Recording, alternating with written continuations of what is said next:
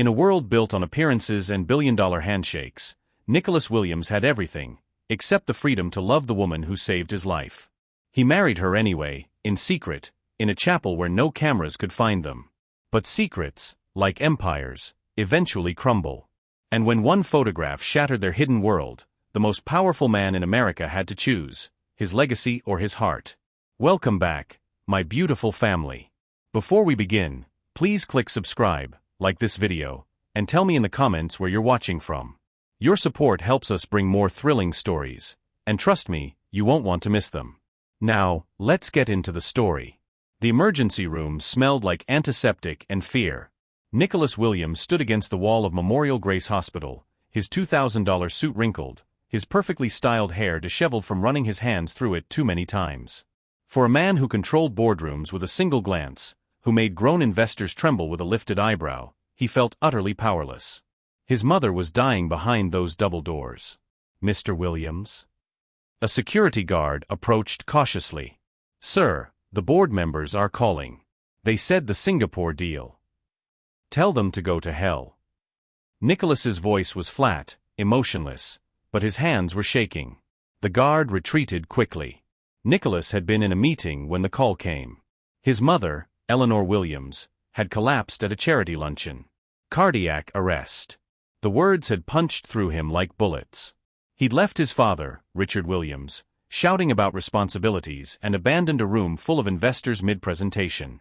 For the first time in his 32 years, Nicholas Williams had walked away from business. Because some things mattered more than money. Even if his father would never understand that. The emergency room doors burst open, and a flurry of medical staff rushed past him, nurses in blue scrubs moving with practiced urgency, a doctor barking orders, machines beeping in violent rhythm. And in the center of it all, directing the chaos like a conductor before an orchestra, was her. She was shorter than the others, her dark skin glowing under the harsh fluorescent lights, her natural hair pulled back into a neat bun. Her scrubs were the same standard blue as everyone else's, but somehow on her, they looked different. She moved with a grace that seemed impossible in an emergency, her voice calm and steady even as she called out medical terms Nicholas didn't understand. Atropine now. And someone get me a crash cart, we're losing her rhythm. Nicholas's breath caught. Losing her. He pushed forward, but a nurse blocked him. Sir, you can't. That's my mother. The words tore out of him, raw and desperate. The woman in the center, the one directing everything, looked up. Her eyes met his, and for just a second, the world stopped spinning. They were warm brown, almost amber in the light, and they held something Nicholas hadn't seen in a long time. Compassion. Not pity. Not the fake concern people showed a billionaire to gain favor. Real, human compassion. Your mother is in good hands, she said, her voice somehow reaching him through the chaos. I promise you, we're doing everything we can. Then she turned back to her patient, and Nicholas watched as she placed her hands on his mother's chest and began compressions with a strength that belied her small frame. She counted aloud, steady and sure, while others rushed to follow her commands. Come on, Eleanor, she murmured between compressions. Stay with us. Your son is waiting for you. She knew. Somehow, this woman who'd never met him before knew what he needed to hear. The heart monitor's flat line suddenly stuttered, then beeped. Once. Twice. A rhythm. We've got her back, someone shouted. The woman, the nurse who'd brought his mother back from death, sagged slightly, just for a moment before straightening. She issued more orders, softer now, and the urgency began to ebb into controlled efficiency. His mother was stabilized, intubated, being wheeled toward intensive care. As they passed, Nicholas reached out and touched his mother's hand. It was cold, so cold but alive. Breathing. Thank you, he whispered, not sure if he was talking to God, fate, or the woman who'd saved her. The medical team disappeared through another set of doors, and Nicholas stood alone in the hallway, his legs suddenly weak. He found a chair and collapsed into it, his head in his hands. Mr. Williams? He looked up. It was her. The nurse. Up close, she was even more striking, not in the way the models and socialites who threw themselves at him were beautiful, but in a way that felt real. Authentic. Her face was makeup-free, showing the honest exhaustion of someone who just fought death and won. There was a small scar above her left eyebrow, and her lips, full and curved, offered him a gentle smile. Your mother is stable, she said, sitting down in the chair beside him, not across from him, not standing over him, but beside him. Equal. She's going to need surgery, but Dr. Chun is one of the best cardiac surgeons in the country. She's in excellent hands. Nicholas nodded, not trusting his voice. I'm Suzanne, she continued. Suzanne Fortney. I'm the head nurse in emergency. I'll be checking on your mother throughout her stay. Nicholas, he managed. Nicholas Williams. I know who you are. She said it simply, without the usual awe or calculation. Just a statement of fact. But right now, you're not a CEO or a billionaire. You're a son who almost lost his mother. And that's okay. You're allowed to fall apart a little. Something inside him cracked. Maybe it was the stress, maybe it was the fear, or maybe it was just the way she looked at him, like he was human, but Nicholas felt tears burning in his eyes. He blinked them back furiously. Williams' men didn't cry. Suzanne didn't comment on it. Instead, she reached over and gently squeezed his hand. Her palm was warm, slightly calloused from years of work, and the simple touch steadied him more than any boardroom power play ever had. She's going to be okay, Suzanne said softly. I've been doing this for 12 years, and I can tell when someone's a fighter. Your mother? She's a fighter. How did you know? Nicholas asked, his voice rough. How did you know to call her Eleanor? To tell her I was waiting. Suzanne smiled, a real smile that reached her eyes. Because I've seen enough people die to know that sometimes, the only thing keeping them here is love. And the way you looked at her? That's the kind of love that brings people back. They sat in silence for a moment, her hand still in his, and Nicholas realized he didn't want her to let go. Can I see her? He asked finally. Soon. Let them get her settled in ICU first. Why don't you go get some coffee, maybe call your family? I'll come find you when she's ready for visitors. Nicholas nodded and stood, immediately feeling the absence of her touch. Thank you, Suzanne. Truly. You saved her life. It's what I do, she said simply, standing as well. But you're welcome. She started to walk away, back toward the organized chaos of the emergency room, but Nicholas called after her. Suzanne. She turned back. Can I thank you properly? Maybe coffee? Or dinner? The words were out before he could stop them, and Nicholas realized he just asked out a woman in a hospital hallway while his mother lay in intensive care. Smooth. Very smooth. But Suzanne didn't look offended. Instead, she tilted her head, studying him with those warm eyes. Mr. Williams. Nicholas. Please. Nicholas, she corrected, I don't date patients' families. It's a policy I have. Keeps things uncomplicated. Right. Of course. I'm sorry, I shouldn't have. But, she interrupted, and there was a hint of mischief in her smile now, once your mother is discharged and fully recovered, I'm technically no longer her nurse. So ask me again then. She walked away before he could respond, leaving Nicholas standing in that sterile hospital hallway with something he hadn't felt in years, hope. Not the cold, calculated hope of a business deal, but something warmer. Something that made his chest tight and his heart race faster than any adrenaline-fueled negotiation ever had. He pulled out his phone, intending to call his father, but found himself just staring at it instead.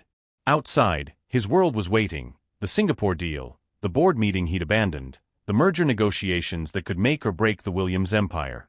His father was probably having an aneurysm. The press was likely already spinning stories about Nicholas Williams's dramatic departure. But for the first time in his life, Nicholas didn't care. His mother was alive. And he'd just met a woman who looked at him like he was worth more than his bank account. Everything else could wait.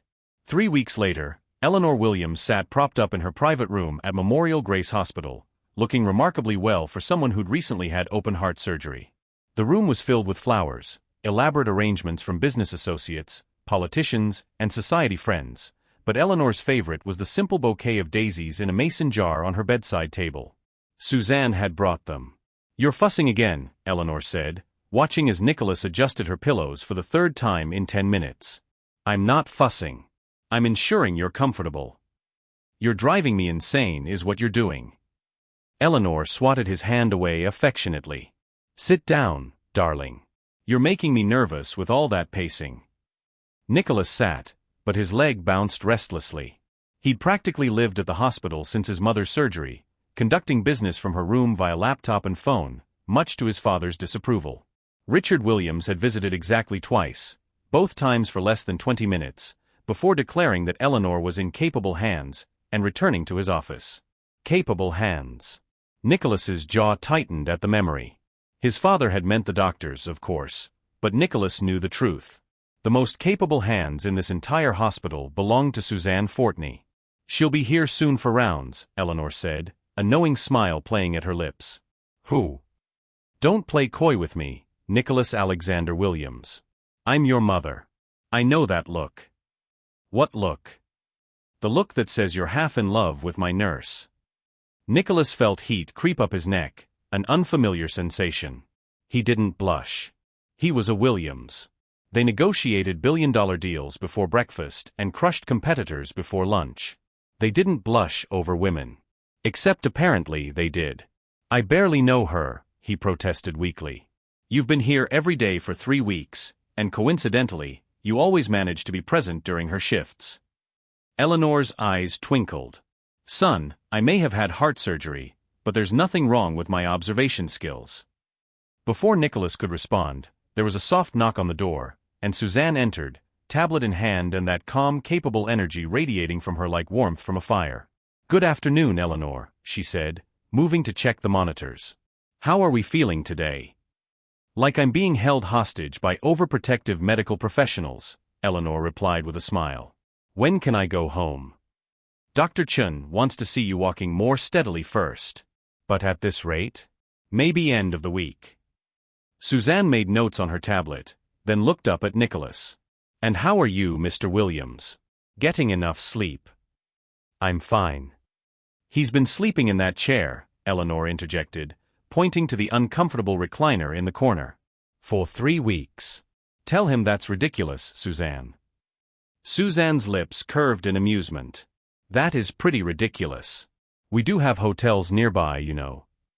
I'm not leaving my mother alone. She's not alone. She has round-the-clock nursing staff and the best medical care in the city.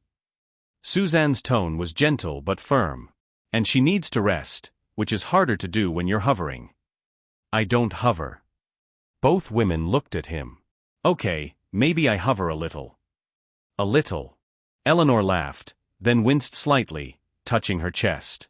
Instantly, Suzanne was there, helping her adjust position. Easy. The sternum is still healing. No deep laughing or sudden movements for at least another month. See, Eleanor said to Nicholas. This is why I like her. She tells it like it is. No nonsense. Unlike everyone else who treats me like I'm made of glass and money. Suzanne smiled but didn't respond, continuing her examination with professional efficiency. Nicholas watched her work, the way her hands moved with confidence and care, how she explained everything she was doing in terms Eleanor could understand, the way she somehow managed to be both authoritative and compassionate at the same time. She was extraordinary. All right, everything looks good, Suzanne said finally. I'll have Dr. Chun come by this evening to discuss discharge planning. In the meantime, try to walk the hallway at least twice today, okay? Movement helps healing. I'll walk if my son goes home and gets some actual sleep. Suzanne glanced at Nicholas, her expression unreadable. That's not a bad idea, actually. You look exhausted. I'm fine, yes, we've established that. She turned back to Eleanor. I'll check on you again before my shift ends. Then, just before leaving, she looked at Nicholas once more. Mr. Williams? Can I speak with you outside for a moment? His heart rate kicked up. Of course. He followed her into the hallway, and she led him away from the nurse's station to a quieter corner near a window overlooking the city. The afternoon sun cast golden light across her face, and Nicholas realized this was the first time he'd seen her in natural light. She was even more beautiful than he'd thought. Your mother is recovering remarkably well, Suzanne said, her professional demeanor firmly in place. But I'm concerned about you. Me. You're running yourself into the ground. 3 weeks of sleeping in a hospital chair, eating vending machine food, barely leaving her side, That's not sustainable. And it's not what your mother needs from you right now. What she needs is family.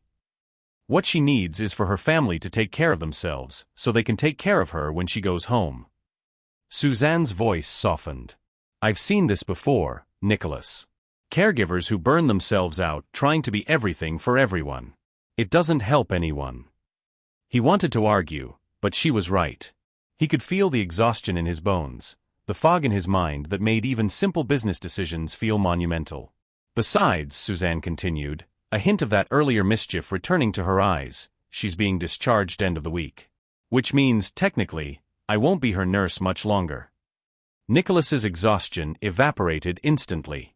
Is that? I'm saying you should go home, get some real sleep, take a shower that lasts longer than 5 minutes, and maybe eat something that doesn't come wrapped in plastic. She paused, and when she spoke again, her voice was quieter.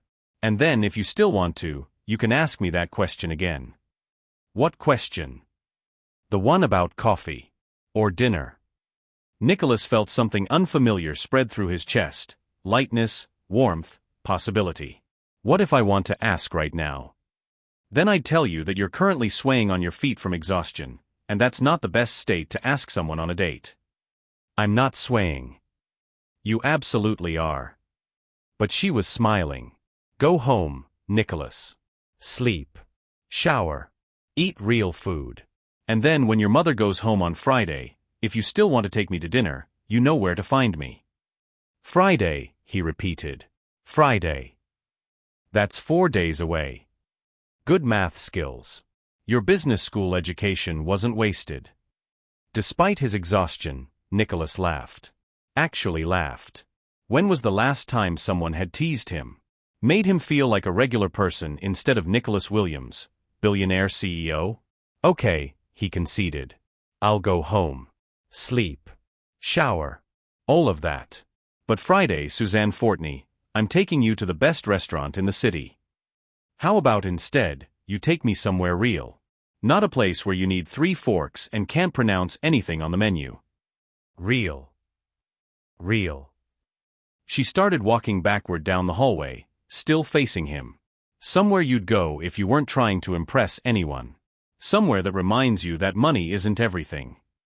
Then she turned and walked away, leaving Nicholas standing in that hospital corridor feeling more alive than he had in years. He pulled out his phone and called his driver. Marcus? Yeah, I'm ready to go home. And Marcus? Tomorrow, I need you to find me the most authentic down-to-earth restaurant in the city. Somewhere a billionaire would never go. Can you do that? If Marcus was confused by the request, he didn't show it. Of course, sir. Any particular cuisine? Nicholas thought about Suzanne, her warmth, her authenticity, the way she'd saved his mother's life without asking for anything in return. Somewhere with soul, he said finally. Somewhere that feels like home. 4 days felt like 4 years. Nicholas went home, slept for 14 hours straight, and woke up feeling almost human again. He showered, ate a proper meal prepared by his private chef, and then made the mistake of checking his email. 743 unread messages. 52 voicemails. And 1 tersely worded text from his father, office. Tomorrow. 8 a.m. We need to talk about your priorities.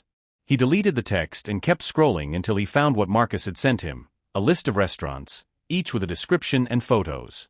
He scrolled past the 5-star establishments, the trendy fusion places, the restaurants with month-long waiting lists. And then he found it. Mama Lou's Southern Kitchen. Family-owned for 30 years. No reservations. Cash only. Best fried chicken in 3 states. Average wait time, 45 minutes. Dress code, come as you are. Perfect. Friday morning, Nicholas met with his father in the executive boardroom of Williams Industries.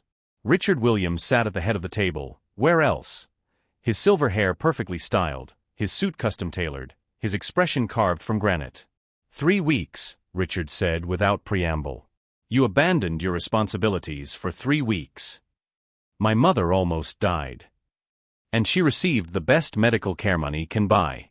There was no need for you to play nursemaid. Richard leaned forward, his eyes cold. While you were holding your mother's hand, the the Singapore deal fell apart. The merger with Hartley Tech is in jeopardy. And our investors are questioning your commitment to this company. Let them question. Excuse me. Nicholas stood, buttoning his jacket. I said, let them question. Mom is alive. That's worth more than any deal. Your mother would be alive whether you camped out at that hospital or ran this company properly. Richard's voice hardened. You're soft, Nicholas. Always have been. Your mother coddled you, filled your head with nonsense about compassion and humanity. But out here in the real world, only one thing matters: power. And power requires sacrifice. If that's what power costs, I'm not sure I want it. The words hung in the air between them, dangerous and irreversible. Richard's expression didn't change, but his knuckles whitened where they gripped the table. Get out of my sight. And when you've remembered who you are, a Williams, come back and we'll discuss your future with this company. If you still have one. Nicholas walked out without another word. His phone buzzed as he reached his car. A text from his mother. He called me. Don't let him bully you, sweetheart. I'm proud of you. And another from an unknown number. If you're still interested in that dinner, I'm off at 7. No pressure though. Suzanne. Nicholas smiled, feeling something shift in his chest. His father thought power was the only thing that mattered. But sitting in that hospital for 3 weeks, watching Suzanne save lives without asking for recognition or reward, Nicholas had learned something different. Power without purpose was just noise. And tonight, he was going to have dinner with someone who understood that better than anyone. He texted back, I'll pick you up at 7. Hope you like fried chicken.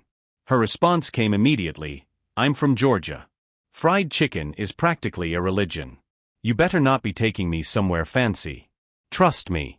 This place is about as unfancy as it gets. Perfect. See you at 7, Nicholas Williams. Nicholas sat in his car, his father's words still echoing in his mind, but somehow, they didn't sting the way they should have. Because for the first time in his life, he was choosing something for himself. Not the company. Not the family legacy. Not the expectations that had been placed on him since birth. Just himself. And maybe, just maybe, that was the most powerful choice of all. Suzanne Fortney stood in front of her closet in her small apartment in Brooklyn, staring at her limited wardrobe with something close to panic. Girl, it's just dinner, her roommate and best friend, Tasha, called from the doorway. Why are you acting like it's the Met Gala? It's not just dinner. It's dinner with Nicholas Williams. The billionaire whose mama you saved? The one who's been making puppy eyes at you for 3 weeks. Suzanne threw a dress at her. He has not been making puppy eyes. He absolutely has. I've seen him in the hallway when I come to visit you at work. The man looks at you like you hung the moon and personally installed all the stars. Tasha picked up the dress, a simple navy wrap dress Suzanne had bought for her cousin's wedding 2 years ago. This one. Classy but not trying too hard. What if he takes me somewhere expensive? What if I use the wrong fork or... Suzanne Marie Fortney. Tasha stood and took her friend by the shoulders. Listen to me. You are a brilliant, beautiful, accomplished woman who saves lives for a living. You put yourself through nursing school working 3 jobs. You send money home to your mama in Savannah every month. You are not out of anyone's league, including some pretty boy billionaire with good hair. He does have really good hair, Suzanne admitted, smiling despite her nerves. There you go.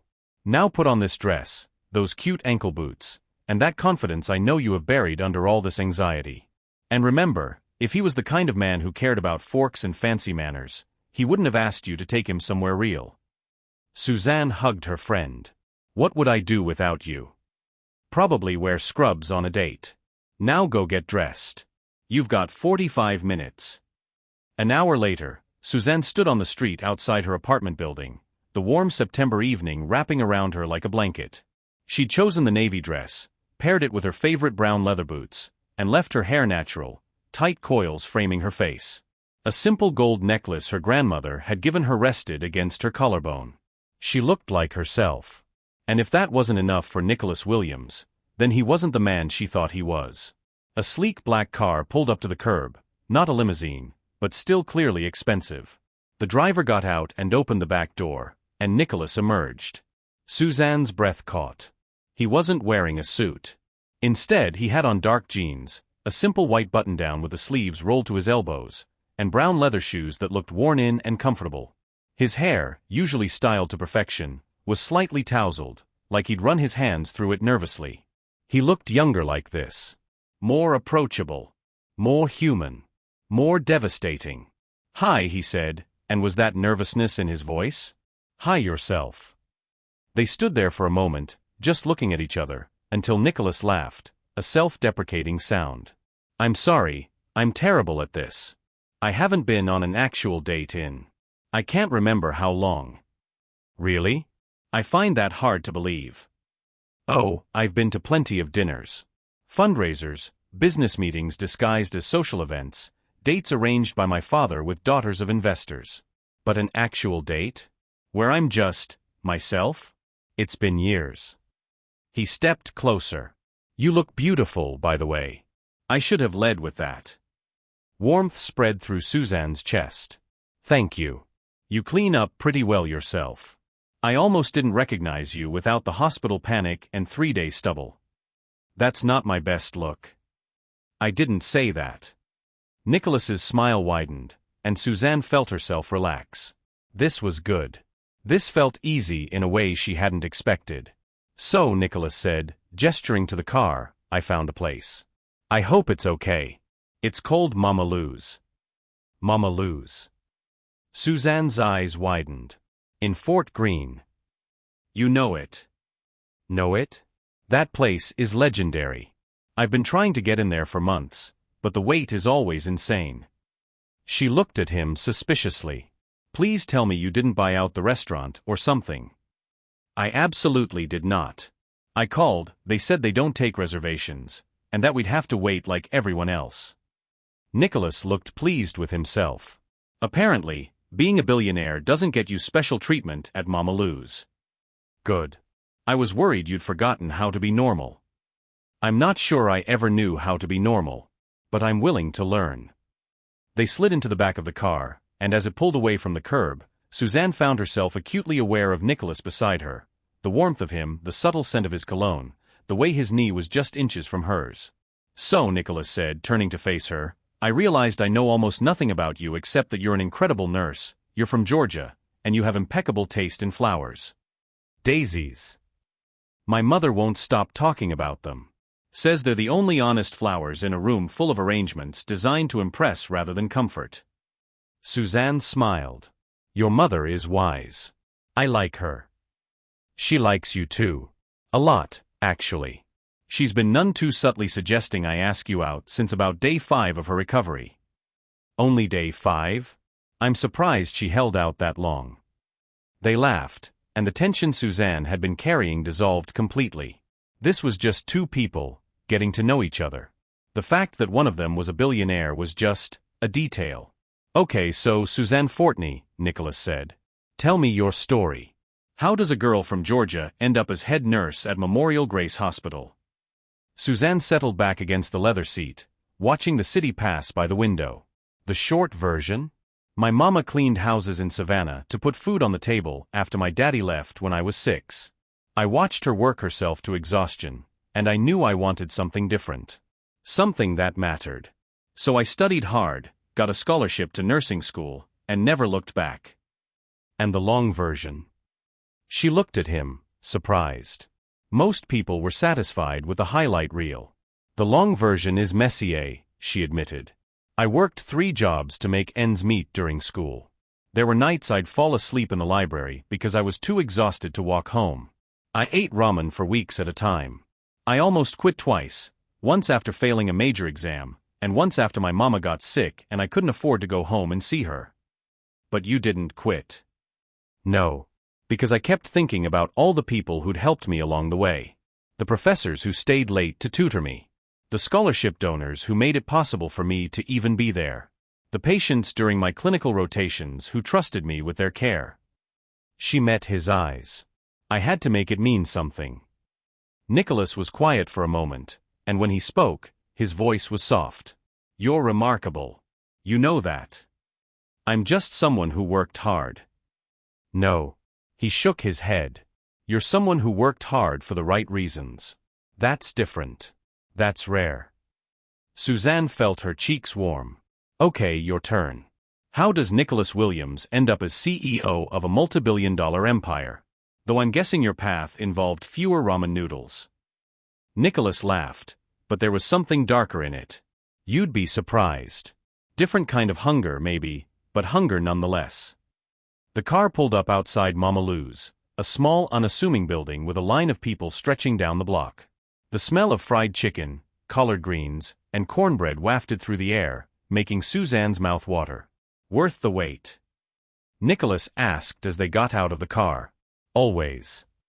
They joined the line, and Suzanne watched as people did double takes, recognizing Nicholas. Whispers started, phones came out, but Nicholas seemed determined to ignore them all. Instead, he kept his attention on her. So your path, she prompted. Nicholas shoved his hands in his pockets, looking younger and more vulnerable than she'd ever seen him. I was born into the Williams family, which meant I never had a choice about what I'd become. My father started grooming me to take over the company when I was 8 years old. By 12, I was sitting in on board meetings. By 16, I was managing investment portfolios. By 25, I was CEO. That sounds lonely. It was. He met her eyes. I had everything, money, power, influence, but I didn't have friends. Not real ones. Everyone wanted something from me. Business connections, investments, introductions to other powerful people. I learned early that relationships were just transactions. But you don't believe that. No. No. Because if you did, you wouldn't have spent 3 weeks sleeping in a hospital chair for your mother. You wouldn't have walked out of a board meeting for her. And you wouldn't be standing in line at a soul food restaurant with a nurse instead of whining and dining some socialite at a 5-star restaurant. Nicholas stared at her, something shifting in his expression. How do you do that? Do what? See through everything. See me. Maybe because I'm not looking at your bank account, Suzanne said softly. I'm just looking at you. The line moved forward, and they were saved from the intensity of the moment by a boisterous woman in her 60s emerging from the restaurant, her hair wrapped in a colorful headscarf, her apron stained with evidence of a long day's work. Suzanne Fortney, the woman bellowed. Girl, where have you been? I haven't seen you in months. Mama Lou. Suzanne broke into a genuine smile and hugged the woman. I've been working double shifts. You know how it is. Working too hard, that's what. Mama Lou stepped back and looked at Nicholas with open curiosity. And who's this pretty young man you brought with you? This is Nicholas. Nicholas, this is Mama Lou, best cook in New York City. Best cook in the whole country, Mama Lou corrected, shaking Nicholas's hand with a grip that made him wince slightly. And I don't care who you are or how much money you got, in my restaurant, everyone waits in line and everyone cleans their plate. Understood. Nicholas grinned. Yes, ma'am. Good boy. You two come with me. I got a table opening up in the back. As they followed Mama Lou through the crowded restaurant, past families sharing meals, couples laughing over sweet tea, and solo diners savoring every bite, Suzanne caught Nicholas's expression. He looked overwhelmed. But not in a bad way. In a way that suggested he was seeing something he'd forgotten existed. Community. Warmth. Life that wasn't transactional. They were seated at a small table near the kitchen, and Mama Lou didn't bother with menus. You'll have the family special. Both of you. I'll bring it out when it's ready. And Suzanne, baby, you tell your mama I said hello when you talk to her next. Will do. When Mama Lou disappeared back into the kitchen, Nicholas leaned across the table. So you're a regular here? When I can afford it and when I can get in. Mama Lou's known me since I first moved to New York. I got lost my first week here, ended up in this neighborhood at midnight, scared out of my mind. Mama Lou found me crying on a street corner, brought me inside, fed me, and called me a cab. Wouldn't let me pay for any of it. Suzanne smiled at the memory. She said, baby girl, we take care of our own. I've been coming back ever since. She seems to think very highly of you. The feeling's mutual. Suzanne paused, then decided to be bold. So, Nicholas Williams. Are you going to tell me why a billionaire CEO wants to have dinner with a nurse from Brooklyn? Because I know you could have your pick of anyone. Nicholas was quiet for a moment, his fingers tracing patterns on the checkered tablecloth. When he looked up, his blue eyes were intense, honest, and entirely focused on her. Because 3 weeks ago, I watched you save my mother's life, and you did it without knowing who she was or who I was or what we could do for you. You did it because it was right. Because she was a human being who needed help. He leaned forward. And then when I was falling apart in that hallway, you sat beside me. Not across from me, not standing over me. Beside me. Like we were equal. Like I was just a person.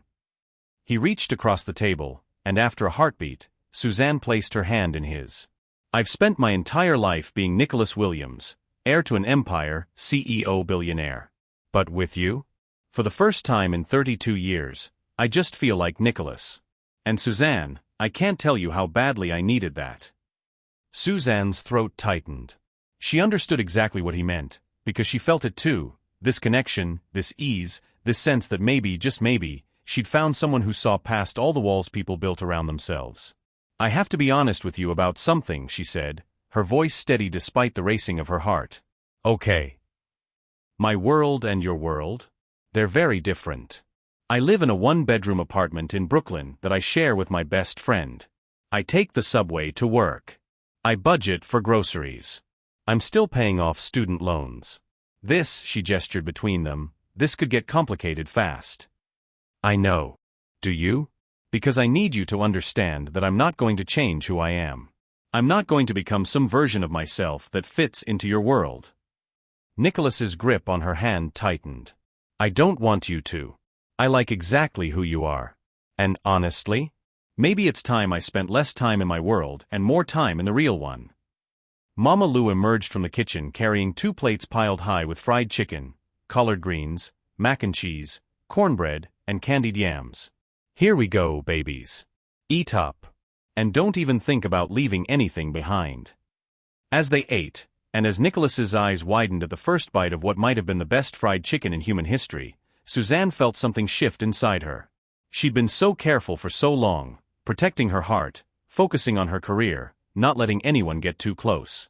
But Nicholas Williams, with his honest eyes and his willingness to wait in line and his admission that he just wanted to feel human, he made her want to take a risk. Even if it scared her. Even if their worlds were galaxies apart. Because sometimes, the best things in life were the ones that required a leap of faith. 6 months passed like a dream. Nicholas and Suzanne fell into a rhythm that shouldn't have worked but somehow did. He'd pick her up after her shifts, sometimes at 7 in the evening, sometimes at 3 in the morning, and they'd go to diners, food trucks, jazz clubs and basements, and walks through Central Park at dawn. He showed her the city from the top of his penthouse. She showed him the city from street level, where real life happened. They kept it quiet. Private.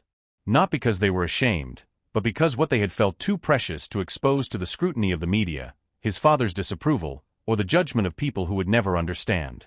In those 6 months, Nicholas learned what it meant to laugh without calculation. Suzanne learned what it felt like to be cherished, not for what she could do, but simply for who she was. And somewhere along the way, they fell completely, irrevocably in love. It was a Tuesday in March when everything changed. Nicholas sat in his office on the 42nd floor of Williams Tower, staring out at the Manhattan skyline but not really seeing it. His mind was miles away, in a small apartment in Brooklyn where Suzanne was probably just waking up after a night shift. His phone buzzed. A text from her, "Good morning. I'm making breakfast. Thinking of you." He smiled, typing back, "Save me some. I'll be there in an hour." Another buzz, but this time it wasn't Suzanne. It was his assistant, "Jennifer, your father is here. Says it's urgent." Nicholas's smile faded. Richard Williams didn't do urgent, unless it benefited him somehow. He closed his laptop and straightened his tie, preparing for battle. His father entered without knocking, as always, his presence filling the room like cold water. "We need to talk." "Good morning to you too, Dad." Richard ignored the sarcasm and placed a folder on Nicholas's desk. "Open it." Nicholas did, and his blood ran cold. Inside were photos, surveillance-style images of him and Suzanne, walking hand in hand through the village. kissing outside her apartment, having dinner at a small Italian restaurant in Queens. Someone had been following them, watching them. What the hell is this? This, Richard said, his voice icy, is your future going up in flames. Do you have any idea how this looks? The heir to the Williams empire sneaking around with some nurse. Her name is Suzanne. And I'm not sneaking around. I'm dating someone. You're dating someone completely inappropriate. Richard leaned forward, his hands flat on the desk. We've been negotiating with Victor Cross for months. His daughter, Amelia, is perfect for you, connected, educated, from the right kind of family. This merger could triple our holdings in Europe. But Victor wants assurances. He wants his daughter married to a Williams. Nicholas stood, his chair scraping against the floor. So this is about business. It's always about business with you. Everything is about business, Nicholas. That's what it means to be a Williams. You don't get to have some fairy tale romance with a woman who lives in a one-bedroom apartment in Brooklyn. You have responsibilities. I'm not marrying Amelia Cross. You will if you want to keep your position as CEO. The threat hung in the air between them, sharp and real. Nicholas grabbed the folder and threw it across the room. Photos scattered like broken glass. You want me to sell myself for a merger? To marry someone I don't love for your empire? My empire? Richard's voice rose. This is your legacy, Nicholas. Everything I've built is for you. And you're throwing it away for what? Some woman you've known for 6 months. That woman saved Mom's life. She's kind, brilliant, and she's the only person who's ever made me feel like I'm more than just a name and a bank account. Then she's deluded you. Richard straightened his tie, his expression hardening. You have 1 week to end this dalliance. Break it off cleanly. And then you'll have dinner with Amelia Cross and her father to discuss terms. If you refuse, I'll remove you as CEO and install someone who understands priorities. You can't do that. I control 51% of the board. I absolutely can do that. Richard walked to the door, then paused. 1 week, Nicholas. Choose wisely. When the door closed, Nicholas sank into his chair, his hands shaking with rage and something dangerously close to fear. He pulled out his phone and called the one person he knew would understand. Nicholas. Suzanne's voice was warm, slightly sleepy. I thought you were coming over? I am. Can I see you now? It's important. The warmth in her voice shifted to concern. Of course. What's wrong? I'll tell you when I get there. 20 minutes later, Nicholas stood in Suzanne's small kitchen while she made coffee, Tasha having conveniently disappeared to run errands. The apartment was cluttered with lived-in comfort, books on nursing stacked on the coffee table, plants on the windowsill, photos of Suzanne's family taped to the refrigerator. It felt more like home than his penthouse ever had. Talk to me, Susan said, handing him a mug. You look like you've seen a ghost. Nicholas told her everything. The photos. His father's ultimatum. The arranged marriage. The threat to remove him as CEO. When he finished, Suzanne was quiet for a long moment, her coffee untouched. So he wants you to marry someone else, she said finally, her voice carefully controlled. He wants me to marry for business. But Suzanne, I'm not going to. What do you want to do? The question stopped him. What? What do you want to do? She set down her mug and looked at him with those clear, honest eyes. Not what your father wants. Not what I want. What do you want? Nicholas crossed to her, taking her hands in his. I want you. I want this. I don't care about my father's merger or his approval or any of it. I just want to be with you. But if you lose your position as CEO, then I lose it. I'll find something else. Build something new. I don't know, Suzanne, but I know I'm not giving you up. She pulled her hands away, wrapping her arms around herself. Nicholas, that's your entire life. Your family's legacy. Everything you've worked for. No. Everything my father worked for. Everything I was told I should want.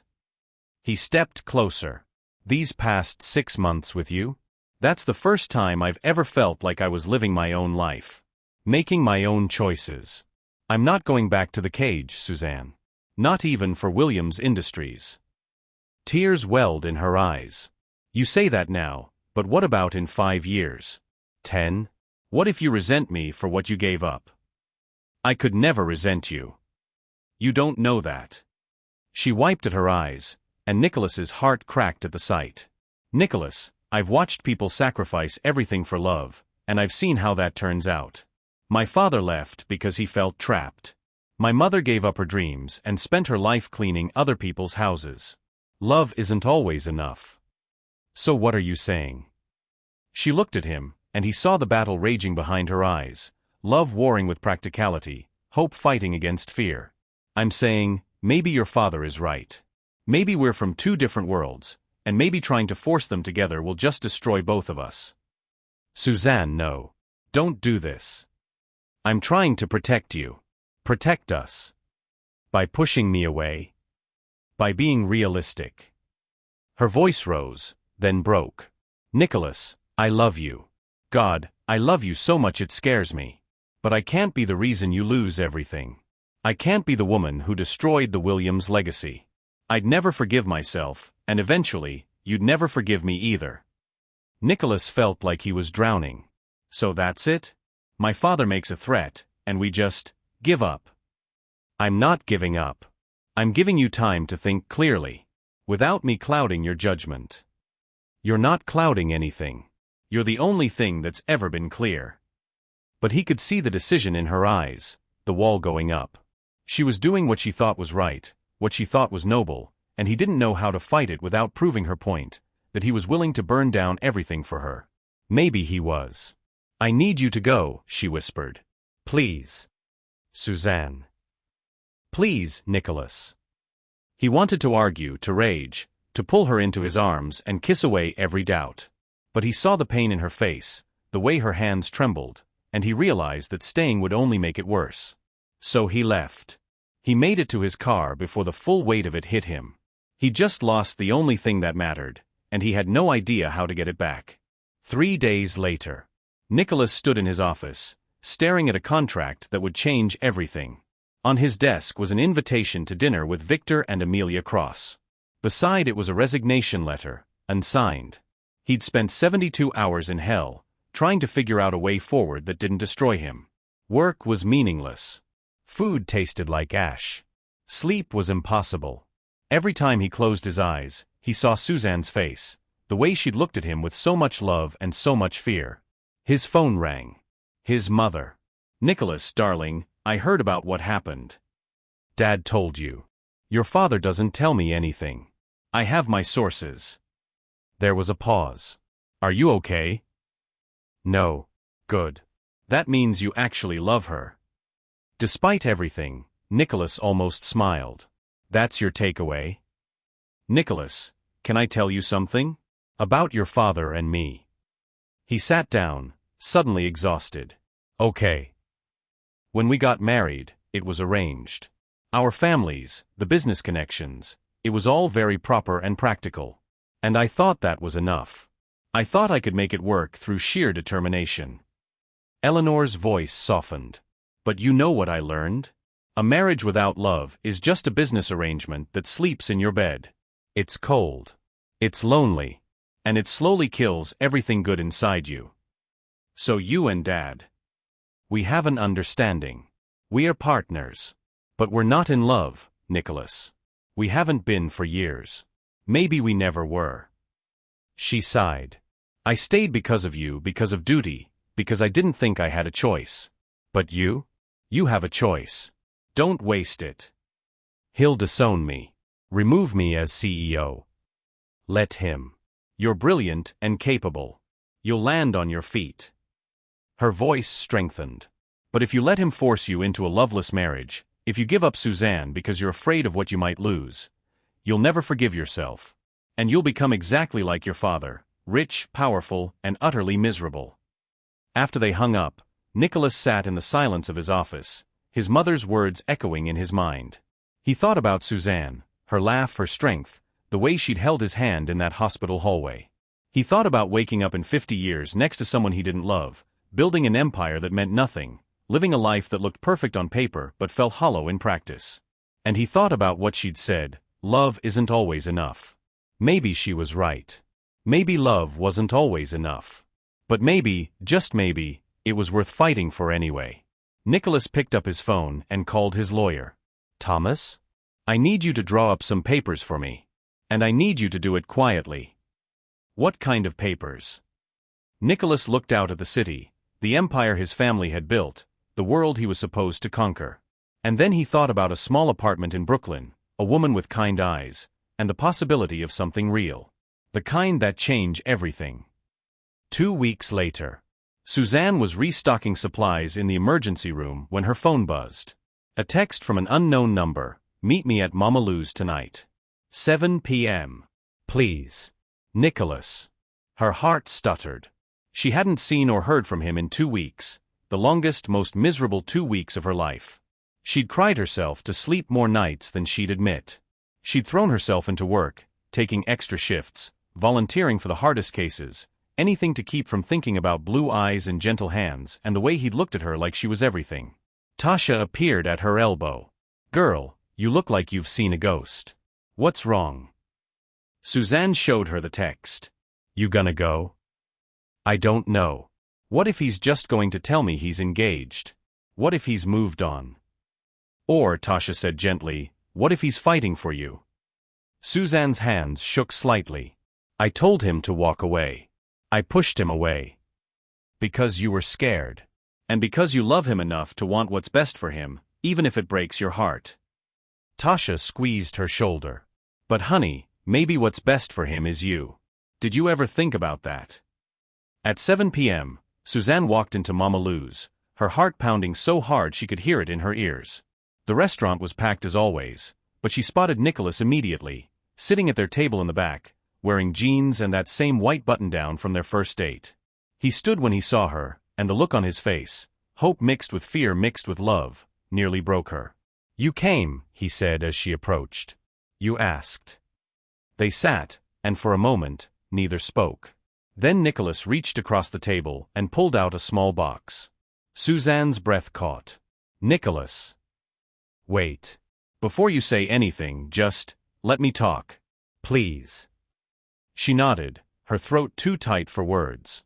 2 weeks ago, you told me that love isn't always enough. And you were right. He opened the box, revealing not a diamond ring, but a simple gold band. Love isn't always enough. Sometimes you need courage. Sometimes you need faith. Sometimes you need to be willing to burn down everything you thought you wanted for the one thing you know you need.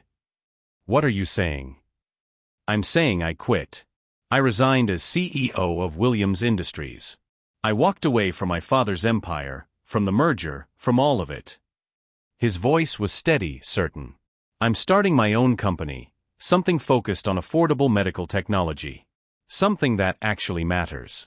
Something inspired by you. Tears spilled down Suzanne's cheeks. Nicholas, you didn't have to. Yes, I did. Because I realized something. My father built an empire, but he lost his soul doing it. And I refused to follow in his footsteps. He stood and moved to kneel beside her chair, taking her hand. Suzanne Fortney, I don't have a billion-dollar company anymore. I don't have my father's approval. I don't even know if this new venture will succeed. But I have love. I have hope.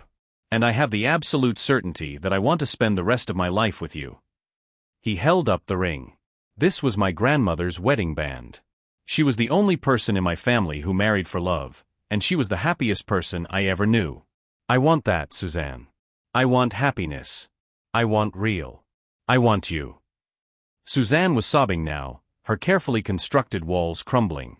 But your family will come around or they won't. That's their choice. This is mine. His eyes were bright with unshed tears. Marry me, Suzanne. Not in some big society wedding with photographers and people we don't know. Just us, somewhere small and real, where we can make promises that actually mean something. She looked at this man, this beautiful, complicated, courageous man who'd given up everything for her. And she realized Tasha was right. Maybe what was best for him was her. Because she made him better, braver, more himself. Just like he did for her. Yes, she whispered. Yes, Nicholas Williams. I'll marry you. He slipped the ring onto her finger, and then he was kissing her, and Mama Lou was whooping from the kitchen, and the entire restaurant erupted in applause. When they finally pulled apart, Nicholas rested his forehead against hers. So, how do you feel about eloping? Suzanne laughed through her tears. When? This weekend? There's a small chapel upstate. No press, no cameras, no one but us and 2 witnesses. That sounds perfect. And it was. The chapel was 2 hours north of the city, nestled in the Catskill Mountains where spring was just beginning to wake the world. It was small, barely large enough for 20 people, with worn wooden pews, stained glass windows that caught the afternoon sun, and wildflowers growing in untamed clusters around the entrance. Perfect. Suzanne stood in the tiny room that served as the bride's preparation area, looking at herself in the antique mirror. She wore a simple cream-colored dress she'd found at a vintage boutique in Brooklyn, tea-length, with delicate lace sleeves and a fitted bodice that made her feel beautiful without trying too hard. Her hair was pulled back in soft curls, and she wore her grandmother's pearls. No veil. No elaborate makeup. Just herself. Girl, you're glowing, Tasha said from behind her, adjusting the small bouquet of wildflowers they'd picked that morning. Nicholas Williams is not going to know what hit him. You think this is crazy, don't you? Suzanne asked, meeting her friend's eyes in the mirror. Getting married after 6 months? Running off to a chapel in the middle of nowhere? I think, Tasha said carefully, that you've spent your whole life being careful and practical and responsible. And I think that for once, you're letting yourself just feel. That's not crazy. That's brave. Suzanne turned and hugged her friend tightly. Thank you. For being here. For everything. Where else would I be? Someone's got to make sure you actually show up. Tasha pulled back, grinning. Now come on. Your billionaire, sorry, ex-billionaire, is probably pacing a hole in the floor out there. She was right. Through the door, Suzanne could hear Nicholas's voice, low and nervous, talking to Thomas, his lawyer and the only other witness besides Tasha. Her heart swelled with love for this man who'd given up everything to be here with her, in this simple chapel, making promises that had nothing to do with business or appearances and everything to do with love. The chapel door opened, and the elderly pastor, Reverend Morrison, poked his head in. We're ready when you are, my dear. Suzanne took a deep breath, picked up her bouquet, and nodded. I'm ready. There was no processional music, no grand entrance. Tasha simply opened the door, and Suzanne walked into the chapel to find Nicholas standing at the altar, bathed in colored light from the stained glass windows. He wore a simple navy suit, no tie, his white shirt open at the collar. His hair was slightly windblown from the mountain air. And the look on his face when he saw her, pure wonder, pure love, took her breath away. She walked down the short aisle alone, her footsteps echoing softly on the old wooden floors. When she reached him, Nicholas took both her hands in his, and she could feel them trembling slightly. Hi, he whispered. Hi yourself. Reverend Morrison cleared his throat gently, smiling at them both. Shall we begin? The ceremony was simple. No elaborate readings, no choreographed performances. Just 2 people making promises to each other in candlelight and sunshine, witnessed by 2 friends and God. Nicholas, the Reverend said, do you take this woman to be your lawfully wedded wife? To love her, honor her, in sickness and health, for richer or poorer, forsaking all others, as long as you both shall live. Nicholas's eyes never left Suzanne's face. I do. With everything I am. And Suzanne, do you take this man to be your lawfully wedded husband? To love him, honor him, in sickness and health, for richer or poorer, forsaking all others, as long as you both shall live. Suzanne's voice was clear and strong. I do. With everything I am. They exchanged rings, his grandmother's gold band for her, and a matching one for him that she'd chosen herself. Simple. Unadorned. Perfect. Then by the power vested in me, Reverend Morrison said, his voice warm with genuine happiness, I now pronounce you husband and wife. Nicholas, you may kiss your bride. Nicholas cupped Suzanne's face in his hands, his thumbs gently wiping away the tears that had started to fall, and kissed her with a tenderness that spoke of forever. When they pulled apart, he rested his forehead against hers. Mrs. Williams, he murmured. Mrs. Williams, she repeated, testing the words. They fit perfectly.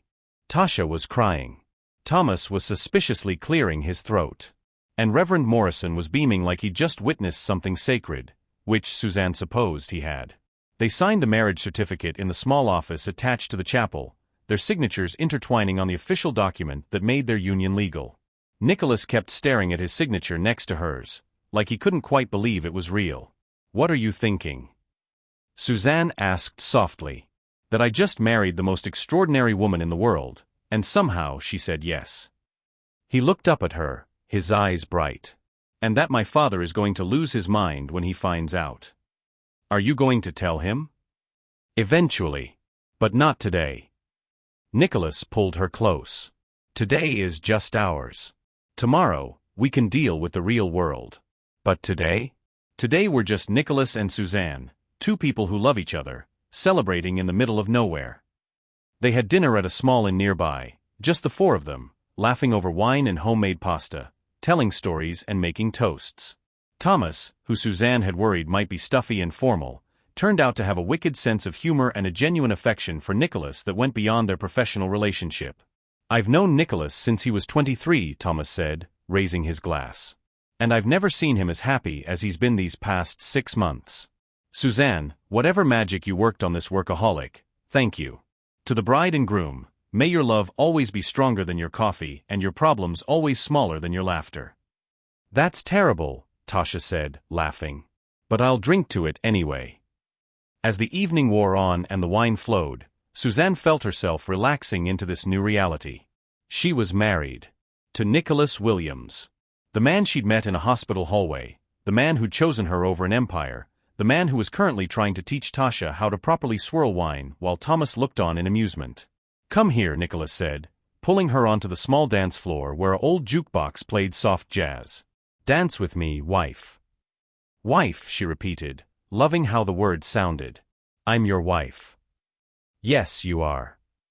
He pulled her close, one hand at her waist, the other holding hers against his chest where she could feel his heart beating steady and strong. "Any regrets?" "Not a single one."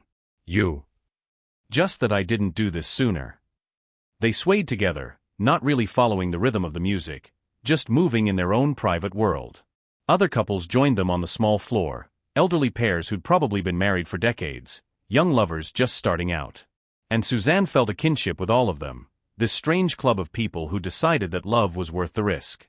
"What happens now?" she asked against his shoulder. "When we go back to the city?" Nicholas was quiet for a moment. "I've been thinking about that. I want to tell people, Suzanne. I don't want to hide you. I don't want to hide us." She pulled back to look at him. "But the media, your father. Let them react however they want.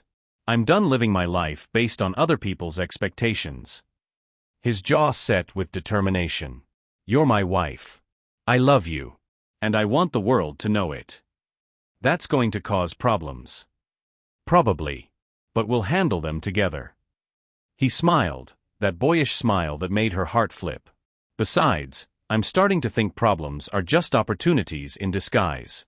My new company is already generating interest. Turns out, investors like the idea of affordable medical technology. Who knew?" "Everyone who's ever had to choose between medication and rent," Suzanne said dryly. "Exactly. So we take this energy, this momentum, and we use it. We build something that matters. And if people want to criticize us for falling in love, let them. Their opinions don't pay our bills or warm our bed." Suzanne laughed, feeling lighter than she had in weeks. "When did you become so wise?" "About 6 months ago, when a beautiful nurse told me I looked terrible and needed to go home and sleep." "I did not say you looked terrible." "You heavily implied it." They laughed together, and Suzanne thought about all the moments that had led them here, his mother's cardiac arrest, that first dinner at Mama Lou's, the late-night conversations, the fear and the courage and the choice to love despite the obstacles. It had been complicated and messy and scary. And absolutely worth it. The next morning, Suzanne woke up in a room at the small inn, sunlight streaming through lace curtains, and for a moment, she forgot where she was. Then she felt Nicholas's arm around her waist, his breath warm against her neck, and remembered. She was married. She turned carefully, not wanting to wake him, and studied his face in the morning light. He looked younger when he slept, the worry lines around his eyes smoothed away, his features relaxed in a way they rarely were when he was awake. This was the man the world didn't get to see, vulnerable, peaceful, human. "I can feel you staring," Nicholas murmured without opening his eyes, a smile tugging at his lips. "Can't help it. You're very pretty when you sleep." "Pretty?" He opened one eye. "I'm going for ruggedly handsome, at least." "Nope. Definitely pretty." He pulled her closer, kissing her forehead, her nose, her lips. "Good morning, wife." "Good morning, husband." They lay there for a while, wrapped in each other and the comfortable silence of two people who didn't need to fill every moment with words. Outside, birds were singing. Inside, the world was perfect. "We should probably head back to the city today," Nicholas said eventually, though he made no move to get up. "Thomas has to get back to the office, and you have a shift tomorrow night." Back to reality. Back to reality. He propped himself up on one elbow, looking down at her seriously. "Suzanne, I meant what I said last night. I want to tell people. I want to announce our marriage properly. But I won't do it without your agreement. This affects you just as much as it affects me." Suzanne thought about it, about the media attention, the scrutiny, the inevitable comparisons to the women Nicholas was supposed to marry. She thought about the whispers at the hospital, the judgment from people who would never understand how a nurse from Brooklyn ended up married to Nicholas Williams. And then she thought about hiding in shadows, pretending their love was something to be ashamed of, living a lie just to make other people comfortable. "Tell them," she said firmly. "I'm not ashamed of us. I'm not ashamed of loving you. So yes, tell them. Tell everyone." Nicholas's smile was brighter than the morning sun. "You're sure?" "I'm sure. But Nicholas? When it gets hard, and it will get hard, promise me we'll face it together. No secrets. No protecting each other by pushing each other away. We talk. We fight if we have to. But we stay together. I promise." He sealed it with a kiss. Together. Always. They packed their small bags and met Tasha and Thomas for breakfast at the inn's dining room. The innkeeper, a motherly woman named Margaret, insisted on making them a special newlywed breakfast complete with heart-shaped pancakes and fresh strawberries. "You two are the sweetest couple we've had in years," Margaret said, refilling their coffee. "Usually we get folks who are all stressed about the big wedding they just had or about to have. But you two? You just look happy. That's how it should be." "That's exactly how it should be," Suzanne agreed, squeezing Nicholas's hand under the table. The drive back to the city was bittersweet. Suzanne watched the mountains give way to highways, then to suburbs, then to the unmistakable skyline of Manhattan. Reality was waiting for them there, jobs, responsibilities, and the inevitable fallout from their secret marriage. But as Nicholas drove with one hand on the wheel and one hand holding hers, Suzanne felt ready. They'd chosen each other. They'd made promises. And whatever came next, they'd face it together. "Drop you home first?" Nicholas asked as they entered Brooklyn. "Actually, I was thinking, maybe I could come see your place?" "Our place?" She looked at him nervously. "I mean, we're married now. We should probably figure out the living situation." Nicholas pulled over, right there on the Brooklyn Bridge, hazard lights flashing, and kissed her so thoroughly that horns started honking behind them. "Yes," he said when they finally broke apart, both breathless.